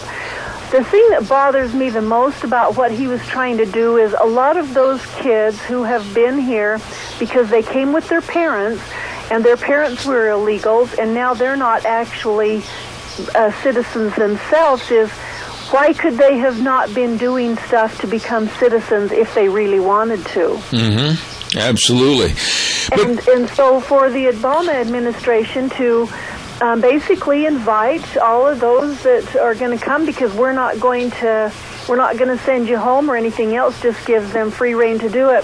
I heard this has been a couple of weeks ago, a guy on a different radio program, a national one, that read a thing off of a website that said that they had an escort service, and it was on the White House blog, or someplace on one of the White House things. It had its own deal, but it was from the White House, and it was an escort service. And what they were doing is they were requesting people to be escorts to these young kids, because They were expecting 65,000 children to come from the the Central American and South American countries up here, and they would need to have escorts to kind of help guide them through the direction that they needed to go to be able to become legal, because they were going to be coming. And I thought, 65,000, holy cow. Well, that particular thing was taken off of the website in January of this year. Mm-hmm. Oh, my. They knew. They had invited, and they had even made provisions and were asking for people to sign up to be escorts to help these kids when they got here. So this was all planned. And I can't help but think that we just need to go back to the Cloward and Piven strategy, which is you overwhelm the system, and then you have big emergencies, and then you can take control, because people are going, oh, no, what are we going to do? And you know, everything's all helter-skelter, and there's chaos going on, and pretty soon your leaders can say, okay, we're in charge, and this is what we're going to do. And pretty soon they start taking away our liberties and our freedom, and doing different things, and you know, we see some of this here and there, just like that deal down at the Bundy Ranch where they had a First Amendment box where you could come and say your piece, otherwise keep your mouth shut. Yeah. We've seen where those people helping those kids in those basically quote-unquote refugee camps that are down along the border, the people who are medical people and trying to help those have been told that they better keep their mouth shut. They can't take their cell phones in, so they can't have any pictures or phone calls or anything. And they're just supposed to keep quiet about everything. And I just don't get where this administration thinks that they can just go in and tell us that, or tell people you do this and you do that, and you can't say a single word about it. We don't want the public to know about this. Let's back up a little bit to the beginning of the problem, and that's right at the border itself. And let's talk about the buses. Let's talk about the loads and loads of illegal alien children on the buses. And let's talk about people that are protesting now. They've had enough with communities like Murrieta, California, or Artesia, New Mexico. These people have had enough because they don't have the resources anymore, Rita. They don't have enough in the city to take care of these people. They're scared of all the diseases coming in. They're scared about what it's going to do to their community, and they're very afraid that their community might cease to exist economically because of everything that's being forced upon them. I do not blame one single person in Murrieta, California, Artesia, New Mexico, wherever it is, for standing up and protesting, because enough is enough with this open Swiss cheese border that we have to the south.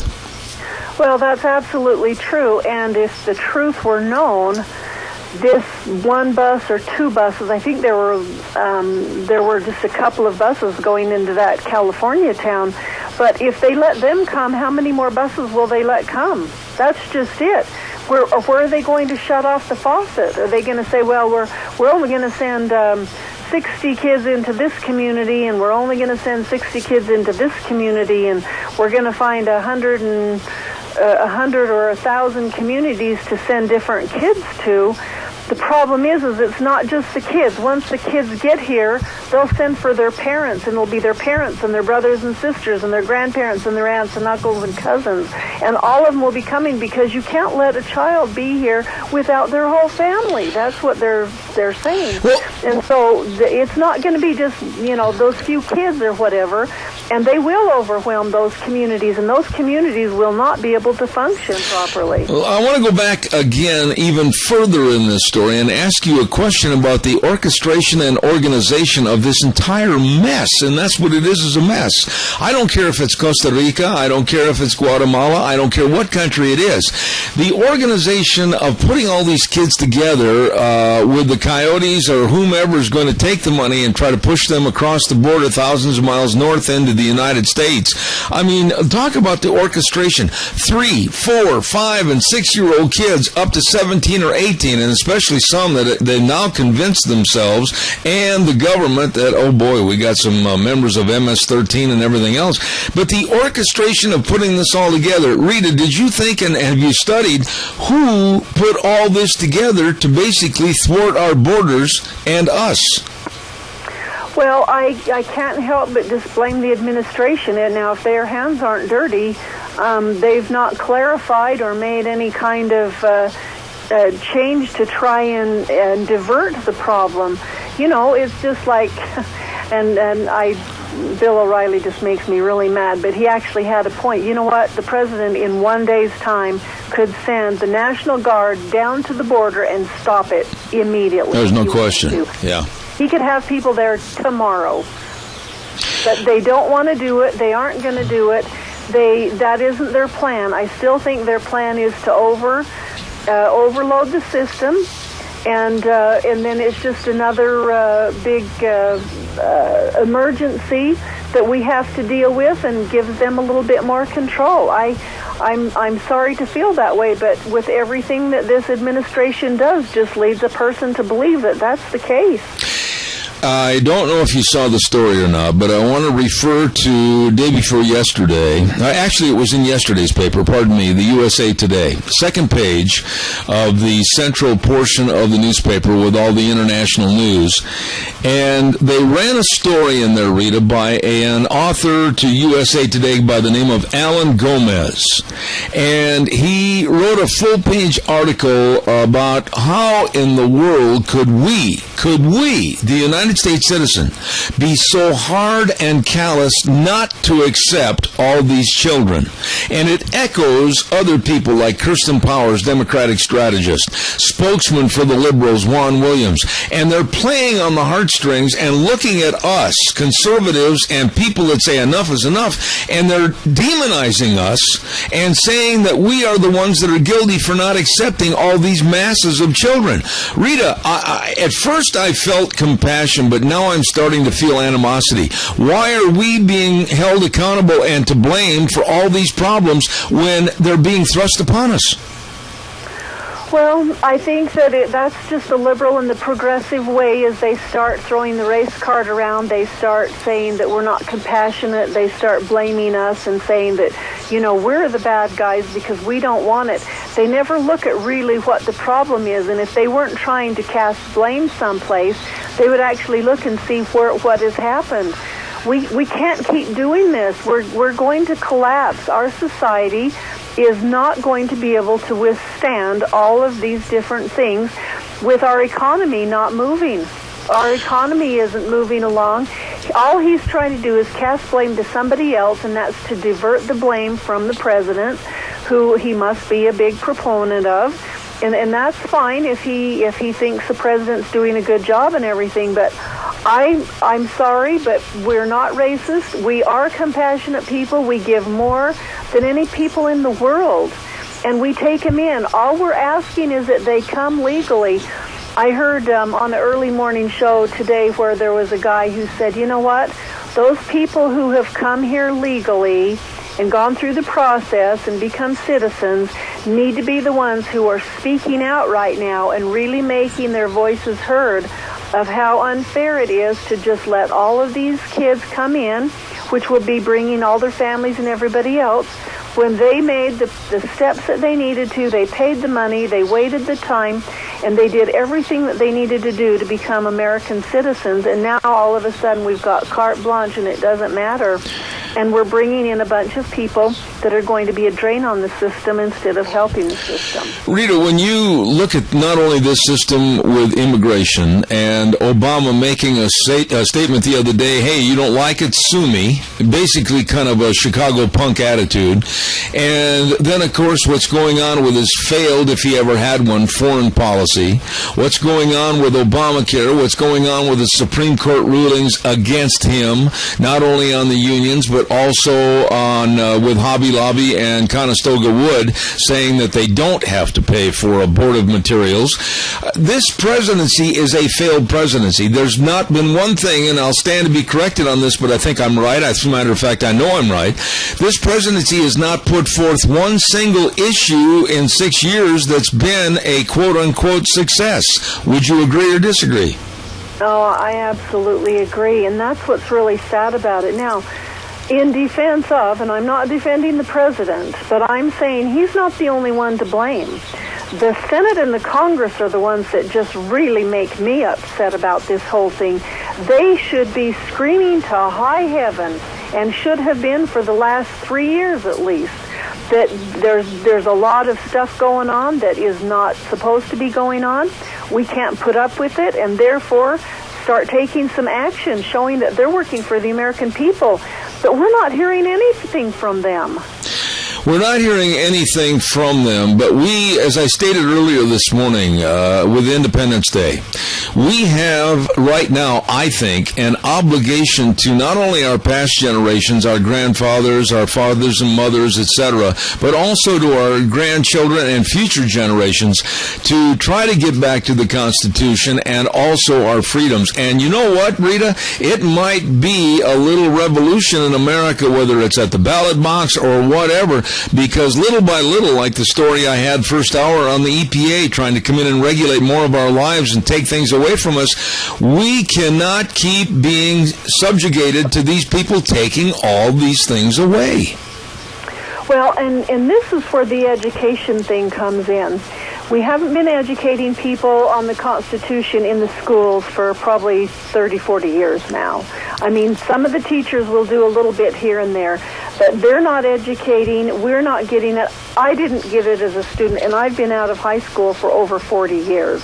And so when we have stopped learning what our rights actually are, we've just abdicated the responsibility to somebody else, and now it's our responsibility to learn the Constitution, learn history, and teach it to those around us, teach it to our families, teach them so that they know what they need to do and how important it is, because we're about ready to give up we've given up tons of freedoms already, and we're about ready to give up a number of them more. In it's the government, the Senate, the Congress, the President, a lot of those people love it that we're not smart about this kind of stuff because we can't call them out on it. Absolutely. Rita, stand by. I'm going to do a quick weather forecast with Michael Rogers Weather, and I'll be back in just a moment. Stand by, please. Sportsman's Warehouse, 1940 Bridgeview Boulevard in Twin Falls with our friend Reese Widmeyer, the manager at Sportsman's Warehouse. Hey, listen, hunting, fishing, archery, fishing, camping, everything, boating, ATVs, knives, tools, electronics, it's all there at Sportsman's Warehouse. Oh, my goodness. The great indoors for those who love the great outdoors. It's all there at Sportsman's Warehouse. One of my favorite stores. Quality gear will always give you the edge you need to perform well and enjoy the journey into the outdoors of Idaho. Please stop in and see them today. Sportsman's Warehouse, 1940 Bridgeview Boulevard in Twin Falls. And here now, Michael Rogers Weather. Hey everybody, Michael Rogers from MichaelRogersWeather.com. Let's make this down and dirty and quick and simple because it's summertime. Every year I tried to tell you this ahead of time. It didn't work, so I'm going to reverse it this time. And you got a little thunder boomer out there in Twin Falls yesterday, but the forecast called for sunny, and I didn't tell you about it. Well, I kind of did that on purpose because your summertime weather in the Magic Valley does exactly what I just told you. On your forecast, you see all the time sunny and hot, sunny and hot, sunny and hot, and all of a sudden, late in the afternoon, you get a thunder boomer, and you're going to go like, well, where is this coming from? It is the rainy thunderstorm season in Phoenix, Arizona. All the moisture coming up from the Pacific Ocean is coming up from the south, and when it gets into the Magic Valley, 7 times out of 10 the Weather Service doesn't call for a thunderstorm. When you got that moisture and you got that heat building up, you're going to get a cloud and you're going to get a thunder boomer. So this is your summertime pattern for the remainder of the summer. We look for a high today of 97. 4th of July goes pretty good. 4th of July for you looks really good versus me because it's going to be dark and you guys get to watch fireworks. Have a great weekend. Enjoy the weather. It's the only weather you got. Thank you, Michael. And brought to you this hour by My Kind of Store. Sportsman's Warehouse, 1940 Bridgeview Boulevard in Twin Falls. The great indoors for those who love the great outdoors. Absolutely. Rita, I'll be right back. I want to remind everybody some of the businesses that are helping celebrate the Rupert 4th of July celebration include Haskin Insurance Service, 629 Fremont Street in Rupert, with Mike and Dawn and Terry, always there to help you with all your insurance needs, be be it home, auto, farm, life, or health, please give them a call at 436-4141. Absolutely, Haskin Insurance Service, your partner in insurance protection, wishing you and yours a very happy and fun-filled Independence Day weekend. Haskin Insurance Service in Rupert. Along with Dixon Oil, 602 South 2nd in Rupert. Oh, my goodness, they have all your fuels, all your oil. Daryl and the crew at Dixon Oil wish you a very happy 4th of July weekend. And don't forget, they're always there to serve you with the best service possible. Work on your heating systems, ventilation system, air conditioning system. They can help you at Dixon Oil, 602 South 2nd in Rupert. Rita, when you look at the overall situation as to where we are and the freedoms that we're losing, and yesterday I had a segment about Boise State University, and you would think they would learn from reading and watching the news that you cannot impose free speech zones in an already First Amendment country, the United States of America, with free speech. Bob Kustra, the president up there at Boise State, he's going to learn a lesson. He can't do that kind of thing.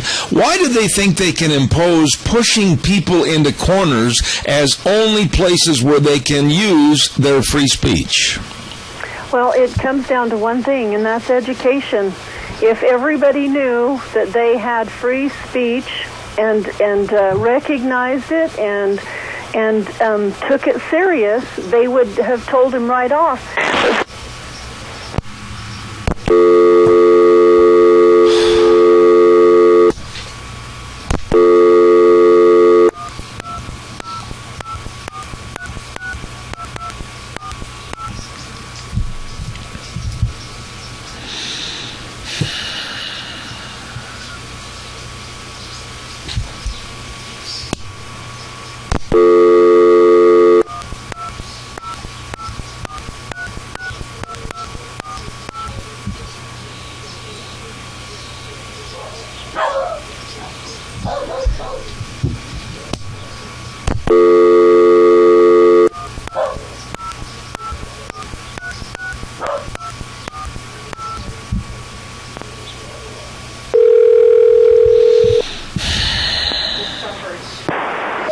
Who signed the Declaration of Independence. 9 died of wounds or hardships during the war. 5 were captured and imprisoned, in each case with brutal treatment. Several lost wives, sons, or entire families. One lost his 13 children. 2 wives were brutally treated. All were at one time or another the victims of manhunts and driven from their homes. 12 signers had their homes completely burned. 17 lost everything they owned, yet not one defected or went back on his pledged word. Their honor and their nation they sacrificed so much for to create is still intact. And there's one guy, his name is Abraham Clark, that I wanted to tell you about. He gave 2 sons over to the officer corps in the Revolutionary Army. They were captured and sent to the infamous British prison hulk afloat in New York Harbor known as the Hell Ship, Jersey, where 11,000 American captives were to die. The younger Clarks were treated with a special brutality because of their father. One was put in solitary and given no food. With the end almost in sight, the war almost won, no one could have blamed Abraham Clark for acceding to the British request when they offered him his sons' lives if he'd recant and come out for the king and Parliament. The utter despair in this man's heart, the anguish in his very soul, must reach out to each one of us down through the 200-plus years with the answer no. The 56 signers of the Declaration of Independence proved by their very deed that they made no idle boast when they composed the most magnificent curtain line in history. And for the support of this declaration, with a firm reliance on the protection of divine providence, we mutually pledge to each our lives, our fortunes, and our sacred honor. And when we're talking and doing stuff, I want people to remember what our forefathers did for us and the founders and the terrible things that they had to endure so that we could have freedom, and we better not be throwing it away. Rita, I was inadvertently, again, for the 3rd time this morning, cut off for just a few moments, and I just want to say thanks for continuing on. But I just really wonder if people realize what we're giving away daily. And I mentioned this a few moments ago, and we've only got a couple of minutes left, but the environmentalists and the EPA have even made overtures for next year not to allow any fireworks displays, possibly all the way across America. Isn't it time? Aren't you fed up with this? I am. It's time to really look them in the eye and say enough is enough. It is, and we have a congressman who oversees the EPA, and he needs to hear about that. We have an illustrious Mike Simpson who has done wonderful things for the EPA. We need to let him know just how happy we are about the things that they're doing. Well, you know, there's so much that we have to be thankful for in this country. We still live in the greatest country ever in the history of the world. But we're giving it away. We're giving it away to a certain faction, in my own opinion, that absolutely wants to have that 7-letter word imposed on all of us, and that's complete control. Would you agree? Oh, absolutely. If we just keep giving our freedoms away, they'll be in total control, and we won't have to even worry about it, because we'll wonder what in the heck happened. I know you're doing a lot on behalf of the Tea Party, and the Tea Party, I hope, has got activities planned for the summer going into the fall, especially prior to the election. Tell us anything that's on the horizon that you need to advertise this morning. Right now, our meeting is going to be a week from tonight, which is on the 10th. We are going to go into educate mode. We're going to talk about the Idaho GOP convention. We're going to talk about Common Core and start learning about it, because we're going to have to fight it. And we need to start learning about Agenda 21, because it's coming upon us fast and furious. And if we don't do something and educate people, we are going to be having our heads spin saying, what in the heck happened? How did we lose everything? I agree. Rita, on behalf of my program and my wife and I, we extend to you and your family the very best of a very happy Independence Day, 4th of July weekend. Thank you, and I mean this, for all you do. You're very well versed, and I appreciate you being on the program. Thank you. Thank you, and a happy 4th of July to everyone. And read the Declaration of Independence and be reminded what this is all about. Amen. Amen. Thanks, Rita. God bless. Have a great day. What a nice lady, Rita Ramsey. Needless to say, 3 times getting cut off in one morning. I'm not a happy camper this morning. And it doesn't make any difference what I do to try to salve the savage beast. They just give me the same answer. Well, I don't know. Well, we'll find out. They might not get paid. Let's take a little time right now and talk about food. Let's talk about starving to death and great places to go if you're hungry at this particular time of the morning. Shall we? How about let's start over at Taco Bandito, 2301 Overland in Burley, with a southern baked burrito, either soft shell or grilled shell. Easy for me to say. And it's just as easy, I'll tell you what, if not more so, to go in and order one made either of chicken or steak. Oh my! Kip really knows how to make these southern baked burritos delicious. Absolutely. Or check out the chicken BLT burrito, or check out the Bandito burrito, or the taco salad burrito, or anything and everything on the menu at Taco Bandito, 2301 Overland in Burley. Really good. Let's move on over to Burgers, etc. Two locations to serve you. 124 South Oneida in Rupert, and also 700 North Overland in Burley. Summer's here, and I'll tell you what, listen to this. After 3 p.m. in the afternoon, you can get a 16-ounce root beer float for just 99 cents. I'll take 10 of them. Oh, that sounds good. And they've got hamburgers and cheeseburgers, and they've got everything for you. And don't forget, at the Burley location of Burgers, etc. on Sundays, a shrimp dinner special. It is tasty. Burgers, etc. in Rupert and Burley. Let's not forget our friends over at Steve-O's at 290 South, 600 west of Heyburn, and they've got a brand new entryway. The patio's open. You can go in and soak up some sunshine after work and just relax, or at noon for lunch. Wow, it's fun and great dining at Steve-O's. Don't forget the pork chops with salad and choice of potatoes. They're open Monday through Saturday, closed on Sundays. You're going to love it. Absolutely great. And they had their French fries voted the best in the Mini-Cache area. That's right. Steve-O's in Heyburn. And let's move on over out to now 163 West Highway 30 in Burley. Duck Uglies. Oh my. That is quite the place. They've got a menu that'll knock your socks off with all the great rib. I had a ribeye steak in there the other night, and I'm telling you, it was delicious.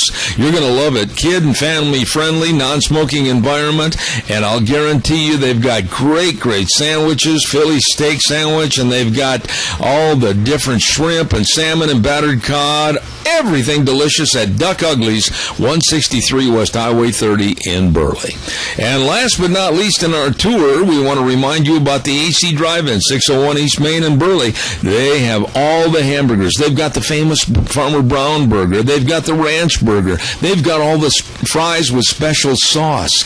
Oh, my goodness, it's going to be delicious. And their hamburgers won the award for the best in the Mini-Cash area. And, of course, the combo meals, any burger with fries and drink. My goodness, 3-piece fish and chips, only $7.25. You're going to love the food. Nice people at AC Drive-In, 601 East Main in Burley. Now, I want to remind everybody quickly, the AC Drive-In is going to be closed on the 4th. Burgers, etc. is going to be open on the 4th of July. Steve-O's open on the 4th from 11 to 8 p.m. Taco Bandito closed on the 4th, and Duck Ugly's closed on the 4th of July. There you have your update when you're hungry and starving to death. And we will be right back in 6 minutes.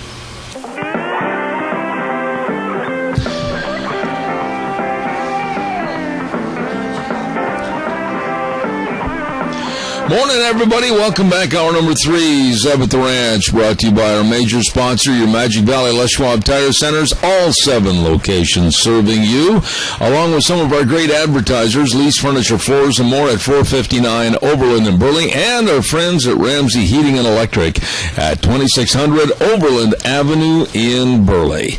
We're going to jump over to Lee's Furniture momentarily, but stand by. I want to mention to you about some great people that are serving you daily, and that's Brent Anthon and Matt Darrington of Anthon Darrington PLLC. Yes, sir, they are practicing law in the areas of wills, trust, estates, ag law, water law, farm leases, purchases, family law.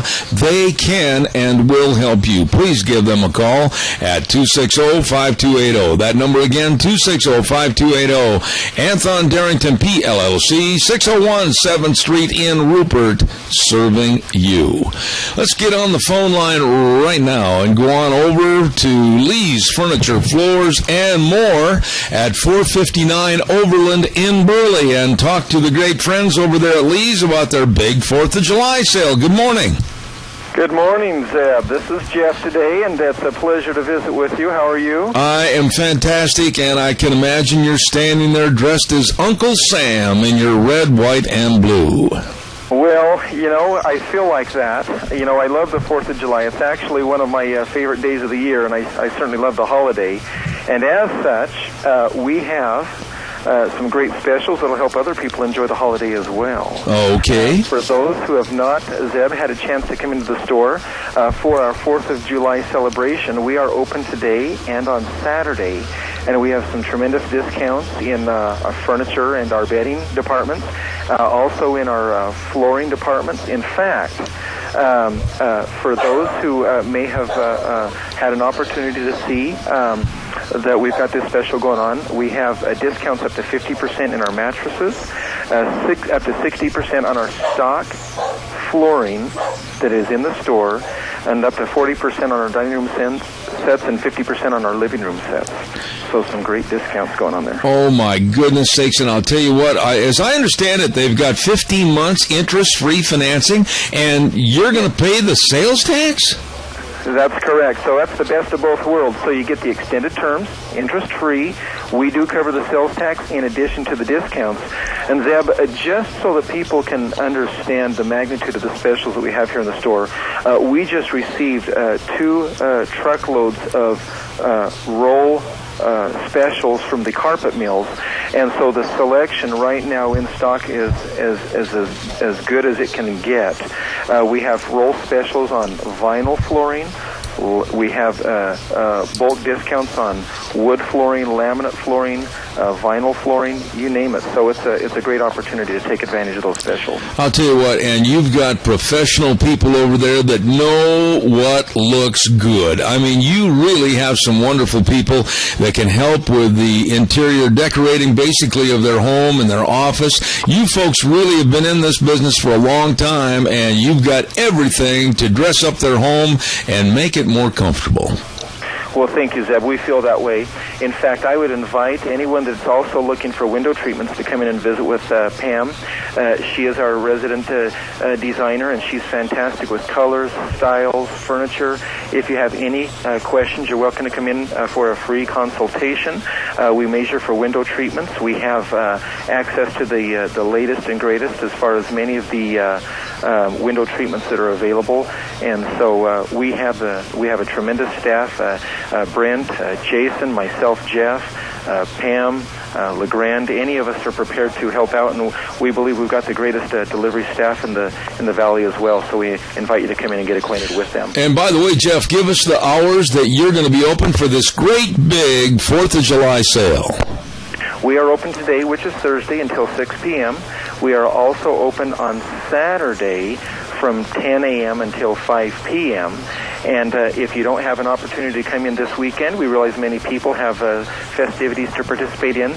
We invite you to come into the first of the week and come take advantage of these specials. All right, Jeff. Hey, man, thanks an awful lot, and have a super Independence Day weekend. Thank you. Thank you, Zeb. You as well. Bye-bye. All right. And that's our friends, and, of course, Jeff handling everything for us this morning at Lee's Furniture, Floors, and More at 459 Overland in Burley. Absolutely some great, great folks over there. Hey, by the way, before we get to our next guest on Cassia County School Days, we've got Eric Bedke in just a moment. Stand by. Don't forget, at the Chadwick Sports Grill, 139 West Main in Burley. Oh, listen to this menu for today, the special on the menu. Makes me very hungry. Smothered roast beef sandwiches with roasted tomatoes and chipotle mayonnaise with choice of potato and super salad for just $10.95. Oh, that sounds so good, smothered roast beef sandwiches. I love roasted tomatoes. You're going to love it at the Chadwick Sports Grill, 139 West Main in Burley, along with all the menu items and the nice people. The Chadwick Sports Grill. You get in and see those great folks today. Wow, does that sound delicious.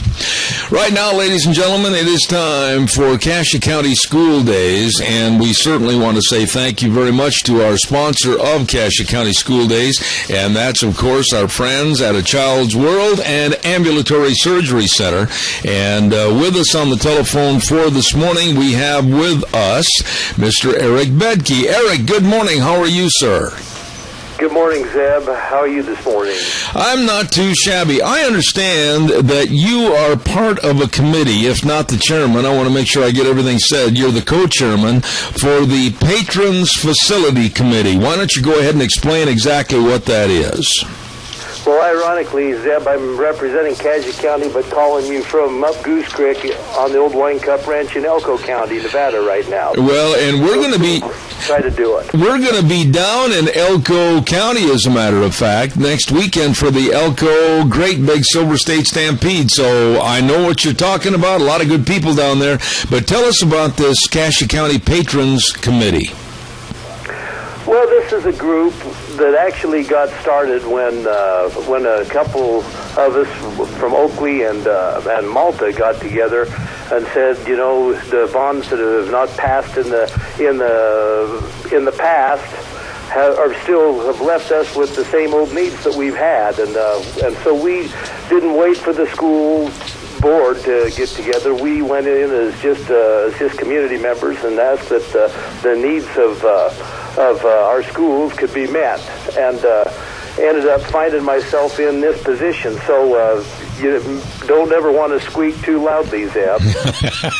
Listen, you bring up an interesting subject here this morning about facilities and the needs, and I'm going to be very blunt and honest that every school in every part of the district or any district, you have deterioration happen day by day, hour by hour, and is your committee going to go in and study each and every facility to basically create a list of everything that's needed to keep this thing going?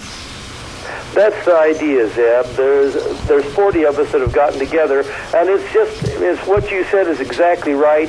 It's even right here on the ranch. Last fall, it's always been important to me that I'm working the ground that my grandfather worked, and I'm using the corrals that my grandfather built. But the preg check-ins, crowd and shoot started to fall down. We had to park a tractor against every post to keep it from falling down. And we decided, well, we're going to change that this fall. And when we took that pin out, the next one fell down. And before we were done, Zeb, we'd end up replacing the whole corral. And, the time just comes when things get ready to be replaced. And like I say, even though I took pride in working where my grandfather had been, maybe my grandkids will be able to say that they're working in the corrals that their grandfather built. And so, anyway, there just comes a time when some things need to be taken care of. And frankly, the generation that built these corrals up here was the generation that built some of the facilities that we're using in some of the communities. And anyway, there you go. What you said is exactly right. It's just there comes a time when some things need to be helped out a little bit. Eric, let me ask you this, and it's not so much as a question as it is a statement. I know, and I think you'll readily agree, that money is tight, the economy is sketchy, and making appropriations of money for fixing up things that are necessary, it's going to be hard to come by. So, what's your committee going to do? How are you going to research this? And then the bottom line, how are you going to sell it to the public? There's no question that what you're saying is true, and over the course of 20, if it comes down to a bond gets proposed, then and that's a 20-year thing, and during the course of that, there's going to be better years than others, and there'll be worse years than others, and that's part of what goes on. There's no question. But what this committee has tried to do, first of all, we got together and and there's nearly 40 of us, by the way. We got together and we went and toured. We've gone into each community and looked at the pressure points of each community and kind of got at least a county-wide perspective of every issue that is in Cassia County and kind of brought people onto the same page. It kind of speaks well for the fact that this committee, for the most part, is all on the same page as far as looking at some of the needs, and we need to put this on the docket of things to be discussed. Eric... There's no question, but it costs money. Everything costs money. Like I say, I suppose back when these schools were built before, the people were in the same kind of situation that we're in today when they went through some better years and some leaner years, and they still had a need, and they saddled up, and they went ahead and did some of it. And like I say, we're at a point, I think, in some spots, to remain viable, that we're going to have to do some of that. Eric, when you look at the overall situation of all the schools involved in your Cassia County School District, and have you kind of set a criteria as to most important, least important, or whatever? Have you kind of made a checklist as to how you're going to evaluate the different needs at the different locations? That's been interesting, Zeb. Of course, each committee person comes from one of those communities, and of course theirs was the most important when we first met. But having got together and gone and toured some of these buildings, we were all surprised at what we came out of there thinking, this is probably priority number one, and it wasn't in Oakley and it wasn't in Malta. And anyway, that's not to say there weren't needs there, but anyway, it is to say that there are also some needs in the other communities as well. And we haven't got far enough down the road yet to say this is priority number one. We haven't really done that. We're still in a planning proposal discussion mode we're not ready to say these are the projects that we're proposing. We're, like I say, still in a more of a preparatory stage of this process, I think. When you get everything finalized, Eric, from your committee, and I apologize, I thought you said you had, about 40 members on this committee? Is that correct? That's about right. Okay. I haven't counted up, but there's a room full of us when we met there at the central office. Okay. But when you get everything all figured out, what are you going to do? How are you going to pick and choose? How are you going to discern really what you're going to approach the public with as necessary reparation? Well, we're going to have to, there's no question we're going to have to work with our architects, and we're going to have to crank out some numbers and figure where we are with that and try to streamline this. Like I say, I think that some of the actions that were taken in the past weren't nearly as analytical as the way we're trying to approach this time. And we're trying to take a look at, like I say, to ask me which ones we're ready to prioritize, I can't really say that yet. But like I say, that is the process that we'll do, is we'll go through, we'll say, this is going to be important, this has got to be towards the top of the list. And I suppose if it gets included on the list, then whatever the priority is, I suppose if it were to pass, then I guess those things would be the ones that would be dealt with. All right. Well, Eric, I certainly, is there anything else about you and the committee that you want the general public to know about what's going on in Cassia County School District this morning? Go ahead. You know, maybe one of the things that I should have said at the last committee meeting, I've kind of been involved in a little of this process in the past, and I know that the guy that we have hired or is online to do the architectural work has been a great guy to work with that I think has been impeccably honest, has got great ideas of how to streamline things down to where they aren't as expensive as they might otherwise be, and I feel really good about his being involved with this action. All right. Well, I certainly want to tell you how much I appreciate you taking the time out of a busy, busy summer. And Eric Bedke, God bless you, co-chairman for the Patrons Committee for Cassia County. And anytime you want to come back on this program and discuss what your board is doing, let us know. Thank you, Zeb. Appreciate that. All right, sir. Have a great day. Thank you so much. Good day yourself. We'll see you. Thank you. And, of course, that's Eric Bedke. And it's all, that's what I like about Cassia County School District. They've got a lot of progressive ideas, and they got people that are willing to jump in and go to work, roll their sleeves up, and get the job done. School Days in Cassia County brought to you by A Child's World at 1308 Overland in Burley with their 11th annual Everything for Babies and Toddlers sale. And it's going to end on July 5th, day after tomorrow. Hey, you stop in and take advantage of everything for 25 to 50% off at, of course, The Child's World, 1308 Overland in Burley. And also Ambulatory Surgery Center. If you have knee pain, hand pain, numbness, planning cataract surgery, or need a life-saving colonoscopy, whatever, those are some of the procedures performed at the Ambulatory Surgery Center in Burley. Don't forget to call them today and save money. 677-8888. That number again, 677-8888. Of course, Ambulatory Surgery Center, 1344 Highland Drive in Burley, and A Child's World, 1308 Overland in Burley, bringing you School Days in Cassia County. Thank you very much.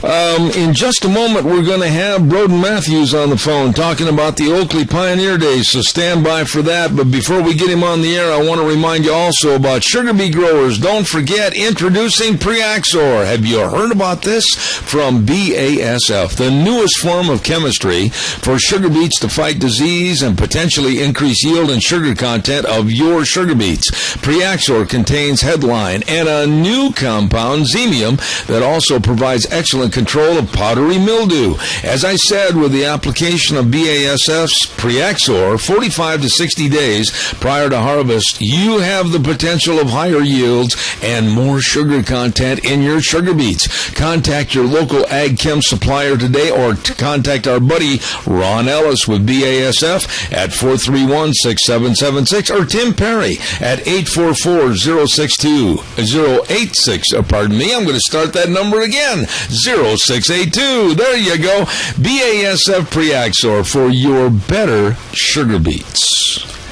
Why in the world did I have trouble with that number? I'll say it again just to make sure you get it. Tim Perry, 844-0682. It's easy when you read what's on the paper. All right, ladies and gentlemen, right now let's go to the phone lines, and I believe we have with us the old buckaroo himself from up at Oakley, and that would be Broden Matthews. Broden, how you doing this morning? Oh, pretty good. How are you, Jim? I can imagine, honestly, that you're sitting there with your spurs on and your hat tipped back, and you're going to tell me all about Oakley Pioneer Days coming up next week, aren't you? Yeah, sure. Now, you've got a theme this year, a flood of blessings. And I was going to ask you this, and I don't mean to put you on the spot. How does your committee come up with the theme each year as to what you're going to use for your advertising? Well, we just kind of have people submit ideas, and then we just go through it and kind of pick the one, just kind of pick one that we feel is proper for the year, I guess. All right. Well, you've got a good one here, a flood of blessings. Oakley Pioneer Days, July 15th through the 19th. Now, the first thing that stood out and hit me in the eyeballs was the fact that you're going to have not one, but two big nights of four-cylinder car racing. How come? Well, the one night was getting to be so popular, we were filling the stands, so we thought, heck, why not have two? Well, I tell you what now, how do people go about entering that car race, Broden? To enter, you need to call Zane Gillette, and his number is 300-0582. Okay, now that's going to take place on Tuesday and Wednesday night, and it starts at 6 p.m., is that correct? Yes, sir. All right. Now, let's run down the list here real fast. Thursday night, what's going to happen on the 17th? Thursday, we're going to have the Gymkhana, which is the little kids' rodeo. Okay. And, we have all sorts of kids' events, mutton busting and calf riding, steer riding, and then a lot of horse games and stuff like that. So it's usually a pretty good time. All right.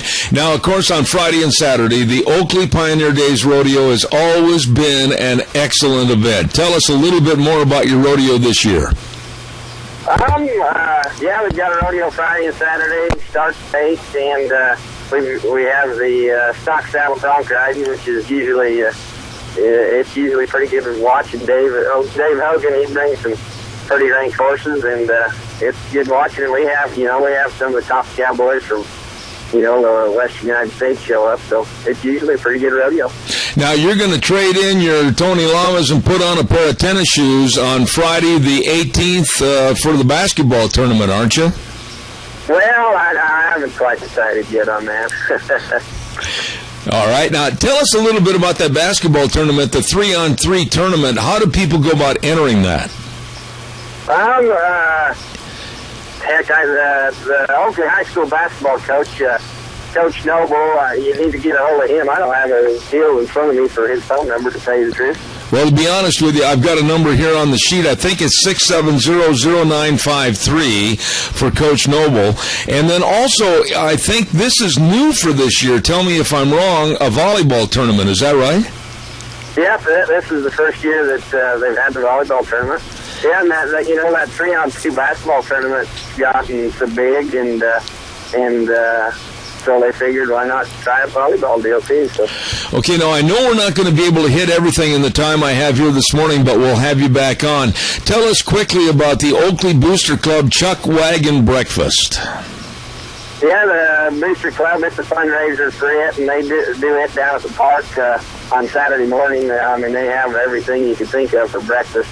And it's really good. It helps, support the Booster Club, which helps the high school out. So come down and support everybody. All right, and Broden, the Pioneer Day Parade, you folks up at Oakley, you really know how to put on a big, good family parade. Tell us about that. When does it start?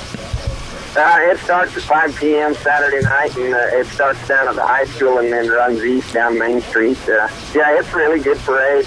Lots of good floats and candy for the kids. So. All right, well, once again, this is going to be the Oakley Pioneer Days. It's going to start next week, July 15th through the 19th. All kinds of fun. It's going to be absolutely fantastic. So I should say in 2 weeks, pardon me, at Oakley, Idaho, a flood of blessings. Broden, we'll have you back on the phone in the next couple of days, and we'll talk more about it. Get back to work and be a buckaroo, okay?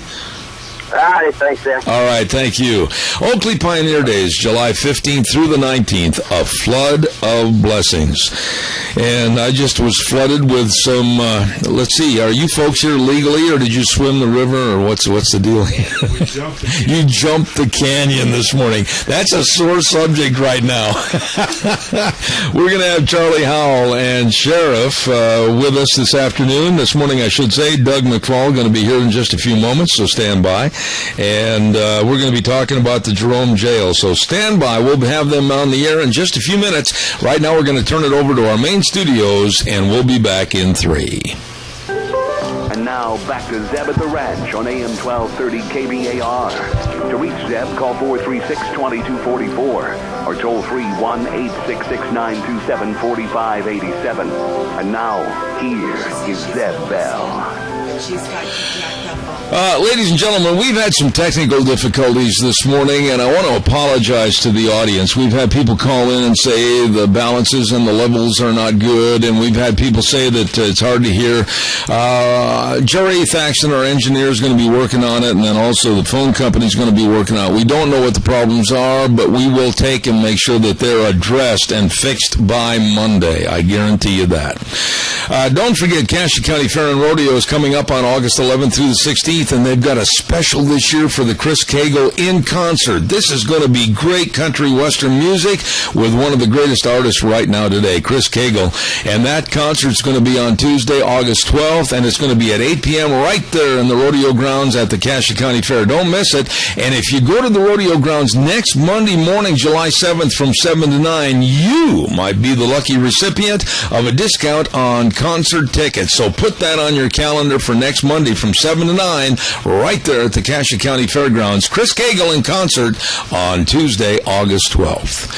Without further ado, we're going to get right to our guest this hour, and we're going to say good morning to Charlie Howell, Jerome County Commissioner, and also the Sheriff of Jerome County. And he caught me when he walked in the door. I was going to say good morning to him, and I all of a sudden went brain dead and couldn't remember his name. Sheriff Doug McFall, good morning. How are you? Good morning, Zeb. Good. Hold those microphones real close, guys. Good to see you again. It's been a long time. Good to see you. Yeah. How come you're not out catching bad guys this morning? Well, we've had a busy 2 weeks. If you've been listening to the news lately, you know that we've had fires and rescues out of the canyon and just burglaries and pursuits, and it's just been crazy for the last couple of weeks. I'm ready for it to slow down. You know, I don't think people appreciate, Doug, and I'll get to Charlie momentarily, but I don't think people appreciate the different and diversified problems that you have to deal with as being a county sheriff.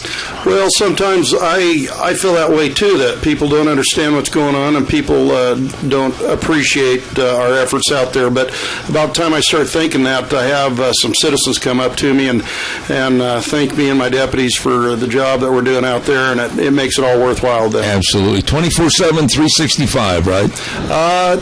The other night I got home about 2 o'clock in the morning. I was back up at 5 a.m.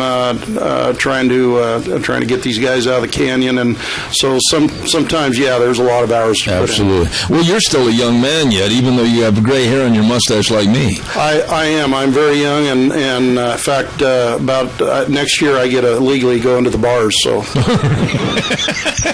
that stunned me.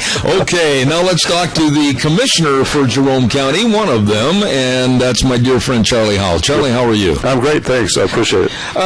Busy time for you guys right now, and I'm sure that you're here to discuss the Jerome County Jail. Well, we think it's our responsibility. I mean, the citizens were gracious enough to pass a bond last year in May, and we've been working on that project, and we feel like it's our responsibility to come back and report to the citizens what the progress is, and just keep them updated. So that's all we're looking for. Just to tell everybody what's going on, keep them updated, keep them in the loop. We appreciate what they did a year ago, and now we're just trying to keep going. All right, a message to Gina. Gina, I've got a max. That's it right now. I can't turn them up anymore. Thank you very much. Charlie, what about the jail? Are you ready to break ground and start putting the walls up? What's going on? I am, but the contractor is not. So we sent it out to got 4 requests for proposals or design build proposals back from 4 different firms, and they were all over our cost of estimate of what we had left in the budget to build.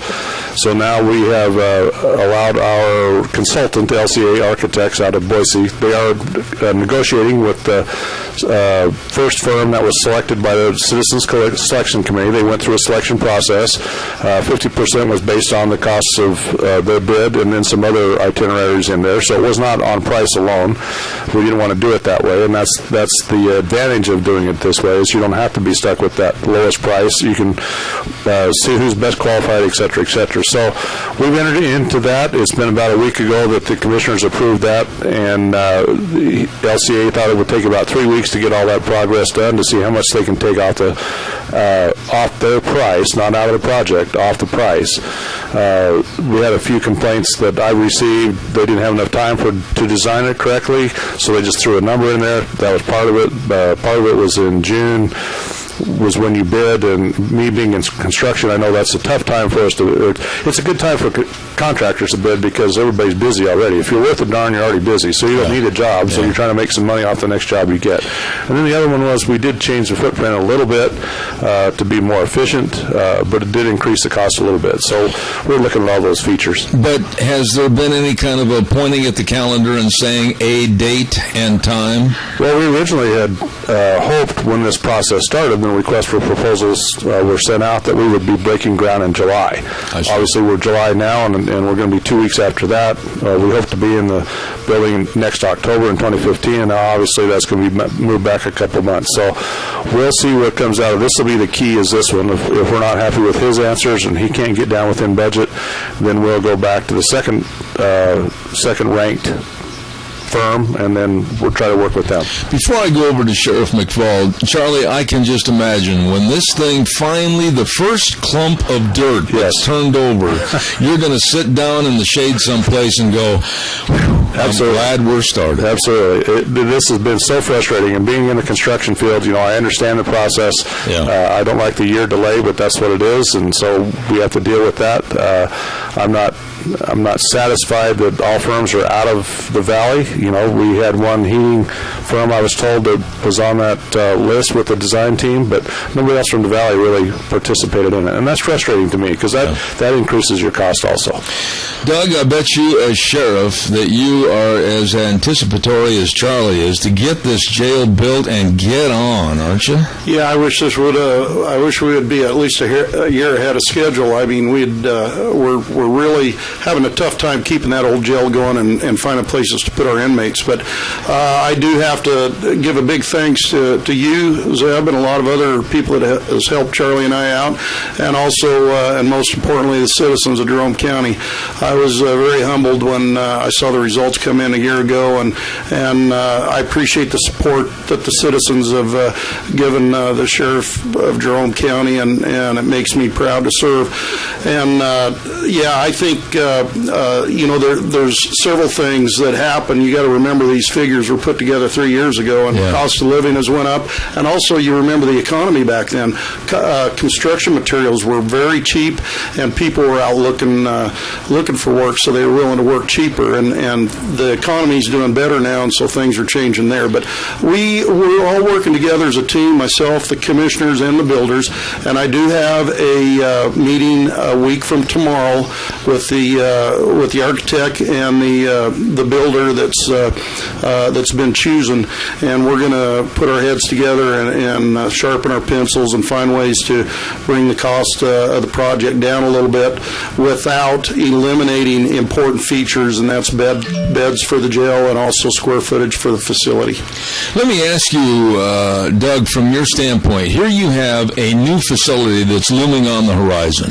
It's going to make you and the rest of the Jerome County Sheriff's Department, your job that much easier. But yet you have to contend with what you've got now every day and still keep trying to maintain an efficient business. That's a pretty tough thing to do, isn't it? Well, what makes it even tougher, Zeb, is we have things happen in the jail, like, for instance, the fan in the exhaust system in the kitchen goes out, and that's $700. And I hate spending $700 for a new fan motor when I know we're only going to be using it for about 18 months, and so things like that, if we're able to just kind of band-aid them together to get us by for another year and a half here, we're doing that.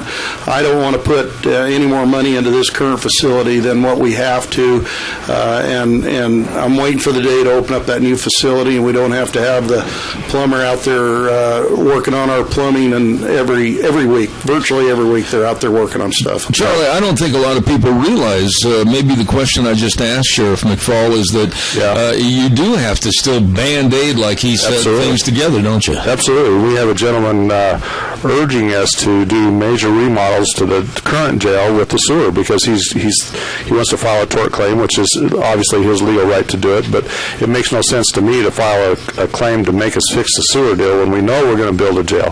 One way or another, this jail will get started and it'll be done. So it's frustrating that, you have to keep fixing stuff that's broke, and you have to keep shipping prisoners out, and it is frustrating from a pocketbook standpoint. You know, this is kind of an ambiguous question, but Doug, really, crime on the increase, leveled off. I mean, how do you rate that as far as your job is concerned? 6 months ago, I was asked that question, and we looked at some numbers, and they've been pretty consistent throughout. But if we keep going the way we've been the last 4 or 6 months, I think our numbers are going to be quite a bit higher this year. We've been very busy. The burglars have been busy, but fortunately, the citizens are realizing what's going on out there, and they're starting to keep an eye on each other's house. They don't have to have a formal neighborhood watch program. I like snoopy neighbors, people that snoop on their neighbors and watch things, because they're the ones that call in and say, hey, there's a pickup in front of my neighbor's house and he's on vacation and it doesn't belong there, and that's how we catch these bad guys. Absolutely. Charlie, with the costs and the economy and everything else, are you concerned, or are you fairly comfortable that the jail will be built the way you need it under current conditions? Well, part of that is not even on the table for discussion. Removing number of cells is not on the discussion of cost cutting. What else can be done to it? They're going to have to come back to us. I really am confident that we'll get this done. The commissioners are looking at their budget. We had a roundtable discussion, I guess a week ago now, to see where we can cut things out of our budget everybody hates to say cut out of your budget, because, well, if you cut it out of your budget, you don't need it. Well, that's not true. It's just like projects at the airport or projects at the fairgrounds, or we're trying to make the courthouse look better, not do those things, and to come up with some money on our end to be in our elected officials and department heads do a great job of saving money. We have a contingency account that will help us in this project, and part of that contingency account is what's going to help us operate the jail for the first 2 years, because, as you know, in business, you've got to have that money up front. You can't count on your income coming in. So you've got to have that there, and Michelle Emerson has done a great job slapping our hands when we want to do something. Our procedure this year is we've got a list of projects that have been on the burner for a couple of years, and we're going to go through those very carefully again and see what we don't have to do and see what money we can put towards completion of this jail without damaging the product. I'm going to ask Doug a question about the facility itself right after we have a quick weather update with MichaelRogersWeather.com, brought to everybody by Scarrows Meats this half hour. 331 North Road in Jerome, 324-7657. Don't forget, you ought to try one of their marinated tri-tips. Absolutely delicious. And they do sell. Taste one bite at a time. Give them a call, 324-7657, Scarrows Meats in Jerome. Here now, MichaelRogersWeather.com. Hey everybody, Michael Rogers from MichaelRogersWeather.com. Let's make this down and dirty and quick and simple. It's summertime. Every year I try to tell you this ahead of time. It can work, so I'm going to reverse it this time. You got a little thunder boomer out there in Twin Falls yesterday, but the forecast called for sunny, and I didn't tell you that. Well, I kind of did that on purpose because your summertime weather in the Magic Valley does exactly what I just told you. On your forecast, you see all the time sunny and hot, sunny and hot, sunny and hot, and all of a sudden, late in the afternoon, you get a thunder boomer, and you're going to go like, well, where is this coming from? It is the rainy thunderstorm season in Phoenix, Arizona. All the moisture coming up from the Pacific Ocean is coming up from the south. And when it gets into the Magic Valley, 7 times out of 10 the Weather Service doesn't call for a thunderstorm. When you got that moisture and you got that heat building up, you're going to get a cloud and you're going to get a thunder boomer. So this is your summertime pattern for the remainder of the summer. It looks for a high today of 97. 4th of July looks pretty good. 4th of July view looks really good versus me because it's going to be dark. And you guys get to watch fireworks. Have a great weekend. Enjoy the weather. It's the only weather you got. Thank you very much, MichaelRogersWeather.com. Brought to you by Scarrows Meats, 331 North Road, Jerome, 324-7657. They're selling taste one bite at a time. Sheriff Doug McFall, question for you. Once this facility is built, and I know you and Charlie and the rest of the commissioners and a lot of people have put a lot of time and effort into figuring out exactly how you want it built, what's going to be in it, etc. I hate to use these words, but will it be kind of a state-of-the-art jail for the Magic Valley area? Well, now I'm having a hard time concentrating on what we're talking about because I've had some of Don Scarroll's tri-tips cooked out at the fairgrounds, so he does a good job. Excellent. You know what? This facility is using all the modern technology that's been provided to us. I've been listening to other sheriffs. I've been on the internet. Russ Martin with LCA Architects, who's been the architectural firm that's done the bridging documents, is very familiar with building jails, and the contractors have been talking to us. They each have some very valid inputs, and we've been taking everything and putting it together. Some of the stuff would be nice to have, but not absolutely necessary or can be added at a later time. That's stuff we've been filtering out and sticking with what we really need without cutting the quality of the facility that's going to end up being a result of this. Okay, Charlie, on behalf of the commissioners, your thoughts. I mean, everybody wants to be proud of what they've built in their respective counties, but you're looking at some facility that's going to be new, innovative, and basically kind of a leader here in southern Idaho. Absolutely, yeah, it is, and part of that, go along with that, is we don't want to build a jail, and that was part of our argument before. Is we had several proposals that said, well, I can build a jail right onto your courthouse now, and we can make it 3 stories, et cetera, and that's great. You can build that less expensive, and you could do this jail the same way. But the cost of operation is your key. I don't want when I retire from being a commissioner in 10 years, there was a wink there on that one. I don't want to come back and say, this is expensive to run. Why didn't you guys plan better on this? And I think that's the key. We all want to have low power costs and low maintenance and things like that. And that's part of the problem that we're trying to work out is how you keep a good product, an efficient product that you can manage well and spend your money wisely, not spend it all on a power bill or a gas bill or a water bill. Yeah, and there's another problem too. Doug, tell me if I'm wrong on this, but today it's not just worrying about the water bills, the power bills. It's also worrying about people complaining that they weren't treated right or something happened in the facility. You've got to worry about their gripes and complaints and possible lawsuits too, don't you? Well, absolutely, and you got to remember a lot of those folks in there are actually have not been found guilty yet. In other words, they're innocent until they've been proven guilty, and these folks are waiting for their court date. And even people that make mistakes, they're good people. We still have an obligation to treat them right and make sure that they're not being their constitutional rights are not being violated. And so that very much needs to be taken into consideration. Charlie, I know that you've been very informative. You've tried to get on my program and be very open to the public. Again, going back to what we started in this segment, the forest, you can start to see it because that one tree is starting to be moved out of the way. You're optimistic everything's getting close. Yes, it's getting closer and closer and closer, and I agree. Yep. It's getting there, and it will get there. Yeah. While I got you both here, what about the jumping the canyon situation? Is there anything more you want to address on that? It seems like yes, it is. No, it's not. Yes, it might be. No, it might not be. What's going on? Well, the commissioners have had no formal presentation, no formal communication with either party. I have talked to Big Ed's girlfriend. I have talked to her unofficially, and I have talked to Scott Truax and Bill Hanchy. I've talked to them all informally, but they don't have any formal proposals. Now, Sheriff McFall has talked to Big Ed personally on the phone, and that's the only information that I really have firsthand. Okay. Yeah, Big Ed, he did call me up, and I appreciate that. He had been on the phone with Sheriff Carter over for Twin Falls and called me up, and he said, I want to let you guys know what's going on, because he knows we got a lot of planning to do. And he says, I will tell you that it's definitely been delayed 1 month. They're working out with Fox. Fox thinks it'd be a better time. I said, Ed, that's great because it's a little cooler temperatures. A lot of people are out hunting. I says, that's going to make things more manageable for us. I asked him about the truck rally at the Jerome Fairgrounds, and he said that those 2 truck shows were off and were not going to happen, which is too bad because that would have been a nice thing for the community. But the jump being delayed a month certainly doesn't hurt my efforts because it makes planning a little bit easier. Doug, the reason I brought this up about the jumps, we're all talking about crowds and people coming in, an influx of people in southern Idaho, and with an influx of people, you're always going to have some kind of a trouble situation, if you will.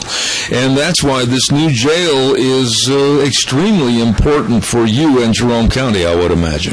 It is, and I've met with Chief Brian Pike, Twin Falls Police, and Sheriff Tom Carter, and we actually had started putting a plan together. Yeah. And I was putting an incarceration plan together. We also will support one another when this stuff happens. So, you know what I'm going to say? We're up there with some of the larger departments around the state and around the country, and by working together, we can make things happen. So it's not like an impossible task to take care of. By us law enforcement agencies working together, we would make it work. Absolutely. Charlie, the innovation and the progression of Jerome County has been outstanding. I mean, really, your growth chart over in Jerome County since back in the 70s must look like a skyrocket going right off the paper. The residential has not increased as much as we'd like it to because that brings in your workers to staff these facilities. But yes, the industrial Crossroads Point has done a great job of recruiting businesses around.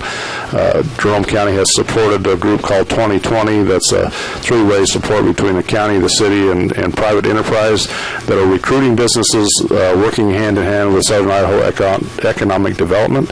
And I think that's another key to Jerome. They used to have a citizens committee that did that, and now we've hired John Blay to go out and do that and recruit businesses to Jerome. And when they get a lead, if CDO can't handle them or doesn't have time because they're doing such a great job, Jan Rogers does a great job out there. We've got that other person out there to help us pick up the pieces and push forward. And we think it's a great way to do it.